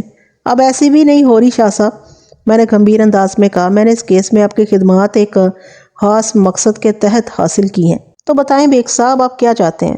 میں نادرہ خاتون اور طارق کا بھلا چاہتا ہوں، میں نے ٹھہرے ہوئے لہجے میں کہا۔ اوکے ڈن، وہ فیصلہ کن انداز میں بولا۔ میں ان 4 بھینسوں میں سے جتنا دودھ نکالوں گا اس کا نصف آپ کی پارٹی کو مل جائے گا۔ اس کے بعد میں نے سرفراز شاہ کو بتا دیا کہ وہ کس طرح آگے بڑھے۔ اسے سب سے پہلے جعلی دستاویزات تیار کرنے والے صفدر علی پر ہاتھ ڈالنا تھا۔ ثبوت میں اسے مہیا کر دیتا، وہ دستاویز جو نوشاد علی نے عدیل مکسی کے توسط سے صفدر سے تیار کروائی تھی۔ جب صفدر پولیس کے شکنجے میں آ جاتا تو نوشاد علی اور عدیل مکسی کو گھیرنا آسان ہو جاتا، اور پھر سلطان احمد اس کی سیکرٹری نازیہ بھی بچ نہ پاتے۔ میری ہدایت سننے کے بعد سرفراز شاہ نے کہا، بیگ صاحب آپ اپنے ہم پیشہ عدیل مکسی کو اس گیم سے نکال دیں۔ اس کی موجودگی سے کسی بھی وقت کوئی پیچیدگی پیدا ہو سکتی ہے۔ میں یہ ساری کارروائی اپنے بل بوتے پر کروں گا، اس کی خبر اوپر نہیں ہوگی، اور مجھے امید ہے میں صفدر علی، نوشاد علی اور سلطان اینڈ کمپنی کو بآسانی ڈیل کر لوں گا۔ اگر عدیل مکسی بھی اس فہرست میں شامل رہا تو معاملہ بگڑ سکتا ہے۔ ٹھیک ہے، آپ جیسے مناسب سمجھو، مجھے تو نتائج چاہیے۔ میں آپ کو 101% نتائج دوں گا، وہ پورے یقین سے بولا۔ اس کے بعد میں نے سرفراز شاہ کو اس کھیل کے دیگر راؤنڈز سے بھی آگاہ کر دیا جو اس سے پہلے مجھے کھیلنا تھے۔ ان راؤنڈز میں میری نوشاد علی، اس کی نام نہاد بہن بہار بیگم سے ملاقات شامل تھی۔ ازیں علاوہ ایک ملاقات مجھے نادرہ بیگم اس کے بیٹے طارق سے بھی کرنا تھی۔ میں نے شاہ جی کو ان ملاقاتوں کے اہم نکات سے بھی روشناس کرا دیا۔ پوری کہانی سننے کے بعد وہ حیرت امیز لہجے میں بولا، بیگ صاحب آپ نے کبھی ملکی سیاست میں حصہ لینے کے بارے میں نہیں سوچا؟ شاہ جی، ملکی سیاست کا اس کیس سے کیا تعلق؟ وہ بولا، یہ بات میں آپ کی منصوبہ بندی کو دیکھتے ہوئے کہہ رہا ہوں۔ اگر آپ نے ان مجرموں کو گھیرنے اور پیٹنے کے لیے جو پلاننگ کی ہے وہ سیاست بازی کا عمدہ نمونہ ہے۔ میں نے گول مول جواب دیا، ہاں شاہ جی، کبھی کبھی ایسا بھی کرنا پڑتا ہے۔ اس کے بعد ہمارے درمیان الوداعی کلمات کا تبادلہ ہوا، پھر اسے ٹھوس دستاویزی ثبوت فراہم کرنے کا وعدہ کر کے میں نے ٹیلی فونک سلسلہ موقوف کر دیا۔ ہمارے درمیان یہی طے ہوا تھا کہ پہلے میں اپنے حصے کا کام نپٹاؤں گا، اس کے بعد سرفراز شاہ حرکت میں آئے گا، کیونکہ اس کے ایکشن میں آ جانے کے بعد میں اپنا مقصد حاصل نہیں کر سکتا تھا۔ 2 روز بعد میں نے فون کر کے نوشاد علی اور بہار بیگم کو اپنے دفتر میں بلا لیا۔ جب وہ میرے سامنے آ کر بیٹھ گئے تو میں نے انہیں بتایا کہ میں نادرہ بیگم سے خاصی تفصیلی بات کر چکا ہوں اور نتائج حوصلہ افزا برآمد ہوئے۔ بہار بیگم نے اضطراری لہجے میں پوچھا، اس نے کہا کیا ہے؟ کہنا کیا تھا؟ میں نے اپنے لہجے میں ناگواری کا تاثر شامل کرتے ہوئے کہا، آپ کا اندازہ بالکل درست تھا، وہ ایک لالچی اور فتنہ پرور عورت ہے۔ جب میں نے اسے بتایا کہ اس کے شوہر حسیب احمد اور اس کے بھائی نجیب احمد کے درمیان باقاعدہ ایک قانونی معاہدہ ہوا تھا جس کی روح سے حسیب احمد اپنا حصہ لے کر آبائی گھر کے حق سے دستبردار ہو گیا تھا، تو نادرہ کو میری بات کا یقین نہ آیا۔ میں نے فوراً وہ دستاویز نکال کر اس کے سامنے رکھ دی جو پچھلے دنوں آپ لوگ میرے پاس چھوڑ گئے تھے۔ وہ اسٹیمپ پیپر دیکھ کر تو گویا اس پر بجلی سی گر گئی۔ میں نے اس کی آنکھوں میں مایوسی اور پریشانی کے سائے لہراتے ہوئے دیکھے سچ پوچھے تو مجھے یوں محسوس ہوا جیسے اس کی ساری امیدوں پر گویا دیکھتے ہی دیکھتے پانی پھر گیا ہو۔ اس حالت میں دیکھ کر مجھے اس پر ترس بھی آیا اور میں نے صاف الفاظ میں اسے کہہ دیا، دیکھو نادرہ بیگم، اس خیال کو اپنے ذہن سے نکال دو کہ اس جائیداد میں سے تمہیں ایک پیسہ بھی ملے گا۔ تمہارا شوہر اپنے بھائی کے حق میں آبائی گھر سے دستبردار ہو گیا تھا، لہٰذا مرحوم نجیب اللہ اس دستاویزی ثبوت کی روشنی میں بلا شرکت غیرے اس کا مالک بن گیا تھا۔ اس کے انتقال کے بعد یعنی بہار بیگم اس مکان کی مالک ہو گئی، اور اب اگر آپ نے وہ مکان فروخت کر دیا تو اس سے یعنی نادرہ بیگم کو کوئی تکلیف نہیں ہونا چاہیے۔ میری وضاحت سننے کے بعد اس کا منہ لٹک گیا اور بڑے خوشامدانہ انداز میں مجھے اپنی مفلسی اور تنگ دستی کے قصے سنانے لگی۔ اس وقت اس کی آنکھوں سے باقاعدہ آنسو بھی نکل رہے تھے۔ میں نے اس کی افسوسناک حالت کے پیش نظر کہہ دیا، میں تمہارے حالات کو سمجھ رہا ہوں اور میں کوشش کروں گا کہ بہار بیگم سے کہہ کر تمہارے لیے کوئی مالی مدد کا بندوبست کر دوں۔ پھر میں نے براہ راست بہار بیگم کی آنکھوں میں دیکھتے ہوئے کہا، آپ نے گزشتہ ملاقات میں مجھ سے کہا تھا کہ آپ کی نادرہ بیگم سے کوئی دشمنی نہیں، اسے نقصان پہنچا کر آپ کو کوئی خوشی نہیں ہوگی، بلکہ ان خراب حالات میں آپ اس کی مالی مدد بھی کرنے کو تیار ہیں۔ لہٰذا میں نے نادرہ بیگم کو یقین دلایا ہے کہ میں اسے آپ سے 25,000 تک دلوا دوں گا۔ میں نے 10-20 ہزار تک کی بات کی تھی بیگ صاحب، بہار بیگم نے یاد دہانی کے انداز میں کہا، اور ساتھ یہ بھی کہا تھا کہ آپ کو کوئی ایسا زبردست بندوبست کریں گے اور ساتھ یہ بھی کہا تھا کہ آپ کوئی ایسا زبردست بندوبست کریں گے کہ سانپ بھی مر جائے اور لاٹھی بھی نہ ٹوٹے، بلکہ سانپ کو مارنے کی بجائے اس کا زہر نکال لینا چاہیے۔ مجھے اچھی طرح یاد ہے، میں نے اس بات میں گردن ہلاتے ہوئے کہا، آپ نے یہی الفاظ استعمال کیے تھے کہ سانپ کو مارنے سے بہتر ہوتا ہے اس کا زہر نکال دیا جائے۔ آپ کچھ ایسا بندوبست کر دیں کہ آئندہ کبھی وہ ایسی اوچھی حرکت کی جرات نہ کر سکے۔ میں نے آپ کی ہدایت کے مطابق بڑا پکا بندوبست کیا، آئیے دیکھیں۔ اتنا کہہ کر میں نے ایک فائل میں سے ایک ٹائپ شدہ سٹیمپ پیپر نکال کر ان دونوں نام نہاد بہن بھائی کی طرف بڑھا دیا۔ یہ سٹیمپ پیپر میں نے ان چکر بازوں کو چکمہ دینے کے لیے تیار کیا تھا، تاکہ وہ ایک تو مجھ پر بھروسہ رکھیں کہ میں ان کے مقاصد کے لیے کام کر رہا ہوں، دوسرے وہ نادرہ خاتون کی طرف سے مطمئن ہو جائیں۔ وہ سٹیمپ پیپر در حقیقت نادرہ خاتون کی طرف سے اقرار نامہ تھا، جس کی روح سے وہ بہار بیگم کو حاصل کسی بھی مال و جائیداد میں کسی بھی قسم کی حصے دار نہیں تھی، اور نہ ہی کسی حوالے سے وہ بہار بیگم پر کسی نوعیت کی مقدمے بازی کا حق رکھتی تھی۔ یہ تحریر چونکہ سراسر بہار بیگم کے حق میں جاتی تھی، لہٰذا خوشی اس کے چہرے سے پھوٹ رہی تھی۔ خوش تو نوشاد علی بھی تھا، لیکن اس کی خوشی کے اظہار کے لیے پھوٹنے کا لفظ استعمال کرنا مناسب نہیں تھا۔ یوں کہا جا سکتا تھا کہ خوشی اس کی باچھوں سے ٹوٹ رہی تھی۔ میں نے باری باری ان دونوں کے چہروں کا جائزہ لیا، پھر ٹھہرے ہوئے لہجے میں کہا، اس دستاویز پر صرف نادرہ خاتون کے دستخط ہونا باقی ہیں، اور وہ دستخط میں آپ کی موجودگی میں کراؤں گا۔ جب آپ اپنے ہاتھوں سے اسے 25,000 روپے ادا کریں گی، آپ جب کہیں میں نادرہ کو بلوا لیتا ہوں۔ نوشاد علی نے جلدی سے کہا، آپ کل ہی اسے بلا لیں، یہ معاملہ جتنی جلدی نبٹ جائے اتنا ہی اچھا ہے۔ پھر اس نے تصدیق کی خاطر اپنی بہن کی طرف دیکھا، آپ کا کیا خیال ہے بہار بیگم؟ میں آپ کے خیال سے اتفاق کرتی ہوں نوشاد بھائی، بہار بیگم نے ٹھوس لہجے میں کہا، پھر میری جانب دیکھتے ہوئے بولا، میں کل رقم لے کر آ جاتی ہوں، آپ اسے بلا لیں۔ اچھا ہے آپ کی موجودگی میں یہ ٹونٹا بھی نکل ہی جائے۔ اور لیکن کل تو اتوار ہے، کیا چھٹی کے دن آپ کا دفتر کھلا ہوگا؟ نوشاد علی نے الجھن زدہ انداز میں کہا، میں عموماً چھٹی کے روز دفتر بند ہی رکھتا ہوں۔ میں نے گہری سنجیدگی سے کہا، لیکن اگر اس قسم کا کوئی پرائیویٹ کیس نپٹانا پڑ جائے تو سنڈے کو بھی دفتر کھولا جا سکتا ہے۔ آپ لوگ بے فکر ہو کر کل صبح 10 بجے آ جائیں، میں نادرہ خاتون کو بلوا لیتا ہوں۔ وہ دونوں مطمئن ہو کر میرے دفتر سے رخصت ہو گئے۔ اگلے روز دونوں پارٹیاں میرے پاس حاضر تھیں۔ میں نے سلسلے میں نادرہ خاتون اور طارق کو اچھی طرح سمجھا دیا تھا کہ انہیں کس نوعیت کے کردار ادا کرنا ہے۔ وہ چونکہ مجھ پر پورا اعتماد کرتے تھے، لہٰذا میرے اشاروں پر عمل کرنے کے لیے بھی تیار تھے۔ میں نے انہیں کہہ رکھا تھا کہ وہ یہاں سے نبٹنے کے بعد خاموشی سے اپنے گھر چلے جائیں۔ کوئی ضروری بات کرنا ہوگی تو میں انہیں فون کر لوں گا۔ قصہ مختصر، میں نے نہایت ہی خوش اسلوبی سے وہ ڈیل کروا دی۔ دونوں پارٹیوں نے مسکرا کر ایک دوسرے کو دیکھا اور میرا شکریہ ادا کر کے چلی گئی۔ اس زمانے میں 25,000 کوئی ایسی معمولی رقم نہیں تھی کہ اسے بھاگتے چور کی لنگوٹی سے تشبیہ دی جاتی۔ میں مانتا ہوں کہ یہ رقم ان کے حق سے خاصی کم تھی، لیکن حق کی وصولی کا سلسلہ یہیں پر ختم نہیں ہو جاتا تھا، ابھی شاہ جی کی کارروائی باقی تھی۔ میں نے دوپہر کے بعد سرفراز شاہ کو فون کیا اور پوچھا، شاہ جی تیاری ہو گئی؟ تیاری مکمل ہے بیگ صاحب، وہ جوش بھرے لہجے میں بولا، بس آپ کے اشارے کا منتظر ہوں، کہیں آپ نے اپنا کام کر لیا؟ میں نپٹ چکا ہوں، میں نے جواب دیا، اب آپ کسی بھی وقت کارروائی کر سکتے ہیں، لیکن ایک بات کا خیال رہے کہ کام ہو جانے کے بعد وہ دستاویز مجھ تک پہنچ جانا چاہیے۔ بہار بیگم اور اس کا بھائی کسی بھی وقت وہ دستاویز مجھ سے مانگ سکتے ہیں، شکر ہے وہ ابھی تک بھولے ہوئے ہیں۔ آپ بالکل بے فکر رہیں بیگ صاحب، سرفراز شاہ نے مضبوط لہجے میں کہا، میں نے اس سے ملتی جلتی 2-3 اور دستاویزات ایک اور جالسا سے تیار کروا لی ہیں۔ نوشاد علی والی دستاویز صفدر علی پر اثر ڈالنے کے لیے ہوگی، باقی کام خود بخود ہوتا چلا جائے گا۔ میرے لیے بس اتنا ہی کافی ہوگا کہ سلطان احمد یا نوشاد علی صفدر سے اس نوعیت کے جعلی ڈاکومنٹس تیار کرواتے رہتے ہیں، باقی کے معاملات مجھے ڈیل کرنا آتے ہیں۔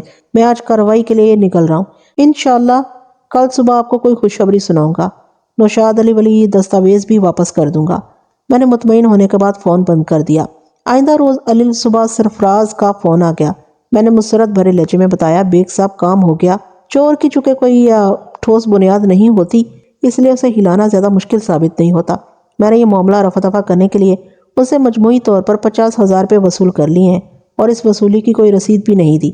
کمال ہے، میں نے حیرت بھرے لہجے میں کہا، میں تو توقع کر رہا تھا آپ اس کام کو نپٹانے کے لیے 2-3 دن تو لیں گے، لیکن آپ نے مجھے حیران کر دیا۔ بس جناب، اپنے اسٹائل کی بات ہے، وہ فخریہ لہجے میں بولا، جو کام اوپر والوں کی لا علمی میں کیا جائے اسے یوں ہی جھٹ پٹ نپٹانا پڑتا ہے۔ جب انہیں یہ محسوس ہو گیا کہ مقدمے بازی میں ان کا زیادہ خرچہ آئے گا اور ان کا وقت بھی ضائع ہوگا تو وہ 50,000 پر راضی ہو گئے۔ ساتھ ہی میں نے انہیں یہ اجازت بھی دے دی ہے کہ وہ میرا مہینہ باندھے تو خاموشی سے اس کام کو جاری رکھ سکتے ہیں۔ اس پیشکش میں انہیں زیادہ کشش نظر آئی اور وہ فوراً میری بات ماننے کے لیے تیار ہو گئے۔ یہ تو بڑی غلط بات ہے شاہ جی، میں نے شاکی لہجے میں کہا، گویا اب آپ اپنی سرپرستی میں یہ غیر قانونی کام کروائیں گے۔ بیگ صاحب، میرا خیال ہے آپ آم کھائیں، پیڑوں کا شمار میرے لیے چھوڑ دیں۔ قانونی اور غیر قانونی کاموں کی مجھے بڑی گہری پہچان ہے۔ آپ نے میرے ذمہ جو کام لگایا تھا وہ ہو گیا۔ ٹھیک 1 گھنٹے بعد وہ دستاویز اور 50% انکم یعنی مبلغ 25,000 روپے آپ تک پہنچا دوں گا۔ بہرحال اس نے جملہ نامکمل چھوڑ کر ایک بلند آہنگ کہکہا لگایا اور بولا، ایسی صحت مند مچھلیاں اگر کہیں اور تیرتی ہوئی نظر آ جائیں تو مجھے بس ایک فون کر دیجیے گا، میں فوراً جال پھینک دوں گا۔ میں نے دوستانہ بے تکلفی کا سہارا لے کر اسے اچھی خاصی کھری کھری سنا ڈالی، پھر فون بند کر کے سرفراز شاہ کے بارے میں سوچنے لگا اور اس نتیجے پر پہنچا کہ دنیا کے مختلف محکموں کو سدھارنے کے لیے جتنے بھی فارمولے موجود ہیں انہیں اگر ایک ساتھ بھی شاہ جی کے محکمے پر آزمایا جائے تو بھی بڑے مایوس کن نتائج برآمد ہوں گے۔ بہرحال حسب وعدہ 2-1 گھنٹے سے بھی پہلے مذکورہ دستاویز اور مبلغ 25,000 روپے مجھ تک پہنچا کر واپس چلا گیا۔ اسی روز شام میں نے نادرہ خاتون اور طارق کو اپنے دفتر میں بلایا اور رقم ان کے حوالے کر دی۔ ازیں علاوہ میں نے وہ پیسے بھی اس رقم میں شامل کر دیے تھے جو بطور فیس میں نے بہار بیگم سے وصول کیے تھے۔ اس کے ساتھ ہی میں نے ان سے کہا، آپ نے مجھے اپنا وکیل مقرر کیا تھا اور مجھ سے جو کچھ ہو سکا میں نے وہ آپ لوگوں کے لیے کر دیا، اس سے زیادہ ممکن نہیں۔ آپ اسی کو غنیمت جانیں اور اللہ کا شکر ادا کریں۔ نادرہ خاتون نے ٹھہرے ہوئے لہجے میں کہا، رب کا شکر تو میں ہر وقت ادا کرتی رہتی ہوں، اس معاملے میں آپ کی بھی بے حد شکر گزار ہوں۔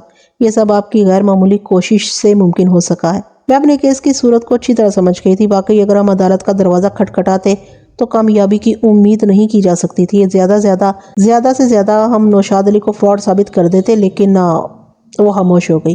آپ ٹھیک کہتی ہیں، میں نے اس کے ادھورے جملے کو اپنی سمجھ بوجھ کے مطابق مکمل کرتے ہوئے کہا، زمین و جائیداد کے مقدمات میں جتنی بھی دیر لگ جائے کم ہے۔ پھر اس حوالے سے آپ کا کیس بھی کوئی خاص جاندار نہیں ہے۔ آپ جس جائیداد میں سے حصہ لینے کی خواہش مند ہیں وہ 2-3 پارٹیوں کے ہاتھوں سے نکل کر کافی آگے بڑھ چکا ہے۔ طارق نے کہا، بیگ صاحب آپ نے تائی بہار بیگم سے ہمیں جو رقم دلائی چاہے کسی بھی بنیاد پر وہ تو سمجھ میں آ رہی ہے، لیکن ابھی جو آپ نے 35-36 ہزار ہمیں دیے ہیں اس کا سورس کیا ہے؟ میں باوجود کوشش کے بھی سمجھ نہیں پا رہا ہوں کہ یہ کس مد میں ہے۔ کیا یہ آپ نے اپنی طرف سے دیے ہیں؟ میں نے پوری قطعیت سے نفی میں گردن ہلائی۔ اس رقم کی ایک ایک پائی پر آپ کا حق ہے اور میں نے یہ ان لوگوں سے وصول کیا جو آپ کا حق کھائے بیٹھے ہیں۔ کیسے وصول کی ہے؟ آپ لوگ اس چکر میں نہ پڑیں۔ پھر میں نے سرفراز شاہ کے الفاظ دہرا دیے، آپ لوگ اپنے ذاتی باغ کے آم کھائیں، یہ مت دیکھیں کہ آم کون سے پیڑ کے ہیں اور کس پیڑ پر کتنے آم لگے ہوئے ہیں۔ کچھ نامعلوم بھی تو رہنا چاہیے۔ وہ میرا بہت شکریہ ادا کر کے رخصت ہو گئے۔ تھوڑی دیر بعد بہار بیگم کا فون آ گیا، بیگ صاحب ہم نے آپ کو ایک اسٹیمپ پیپر دیا تھا جس پر میرے شوہر اور دیور کے مابین ہونے والے معاہدے کی تحریر تھی۔ اس کے لہجے میں شامل پریشانی مجھ سے چھپی نہیں رہی تھی، تاہم میں نے اس حوالے سے بہار بیگم سے کوئی استفسار نہیں کیا اور جواب دیا، جی ہاں وہ میرے پاس محفوظ رکھا ہے، اس روز آپ لے جانا بھول گئی اور میں آپ کو دینا۔ بہرحال وہ آپ کی امانت کے طور پر میرے پاس محفوظ ہے، آپ جب چاہیں لے جا سکتی ہیں۔ ٹھیک ہے، میں 1 گھنٹے میں آپ کے پاس پہنچ رہی ہوں۔ اس نے کئی قریب ہی سے مجھے فون کیا تھا، وہ آئی اور مذکورہ دستاویز لے کر واپس چلے گی۔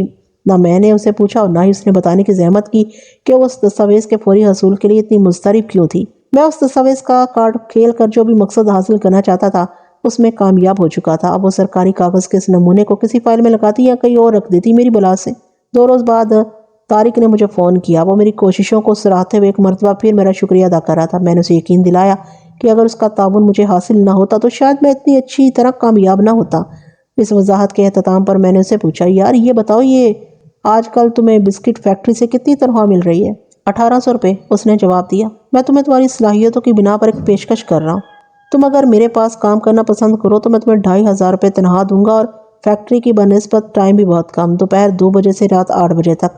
بیگ صاحب میں آپ کی ہر خدمت کے لیے تیار ہوں، اٹھو اس لہجے میں بولا، لیکن میں نے ملازمت ترک کرنے کا فیصلہ کر لیا ہے۔ بسکٹ فیکٹری میں بھی یہ میرا آخری ماہ ہے۔ آپ نے اپنی کوششوں سے ہمیں جو رقم دلوائی ہے میں اسے کوئی بزنس کرنے کا ارادہ رکھتا ہوں۔ ملازمت کی بنسبت ذاتی کاروبار کا فیصلہ زیادہ عقلمندی کا ثبوت تھا، لہٰذا مجھے اپنی پیشکش کے ٹھکرائے جانے کا ذرا افسوس نہیں ہوا۔ میں نے اس کے فیصلے کو سراہتے ہوئے فراخ دلی سے کہا، اوکے، بیسٹ آف لک۔ اس نے میرا شکریہ ادا کرنے کے بعد رابطہ ختم کر دیا۔ مجھے اجازت دیجیے، نیکسٹ کسی ایسی ہی اچھی سی کہانی تک کے لیے، تب تک اجازت دیجیے، اللہ حافظ۔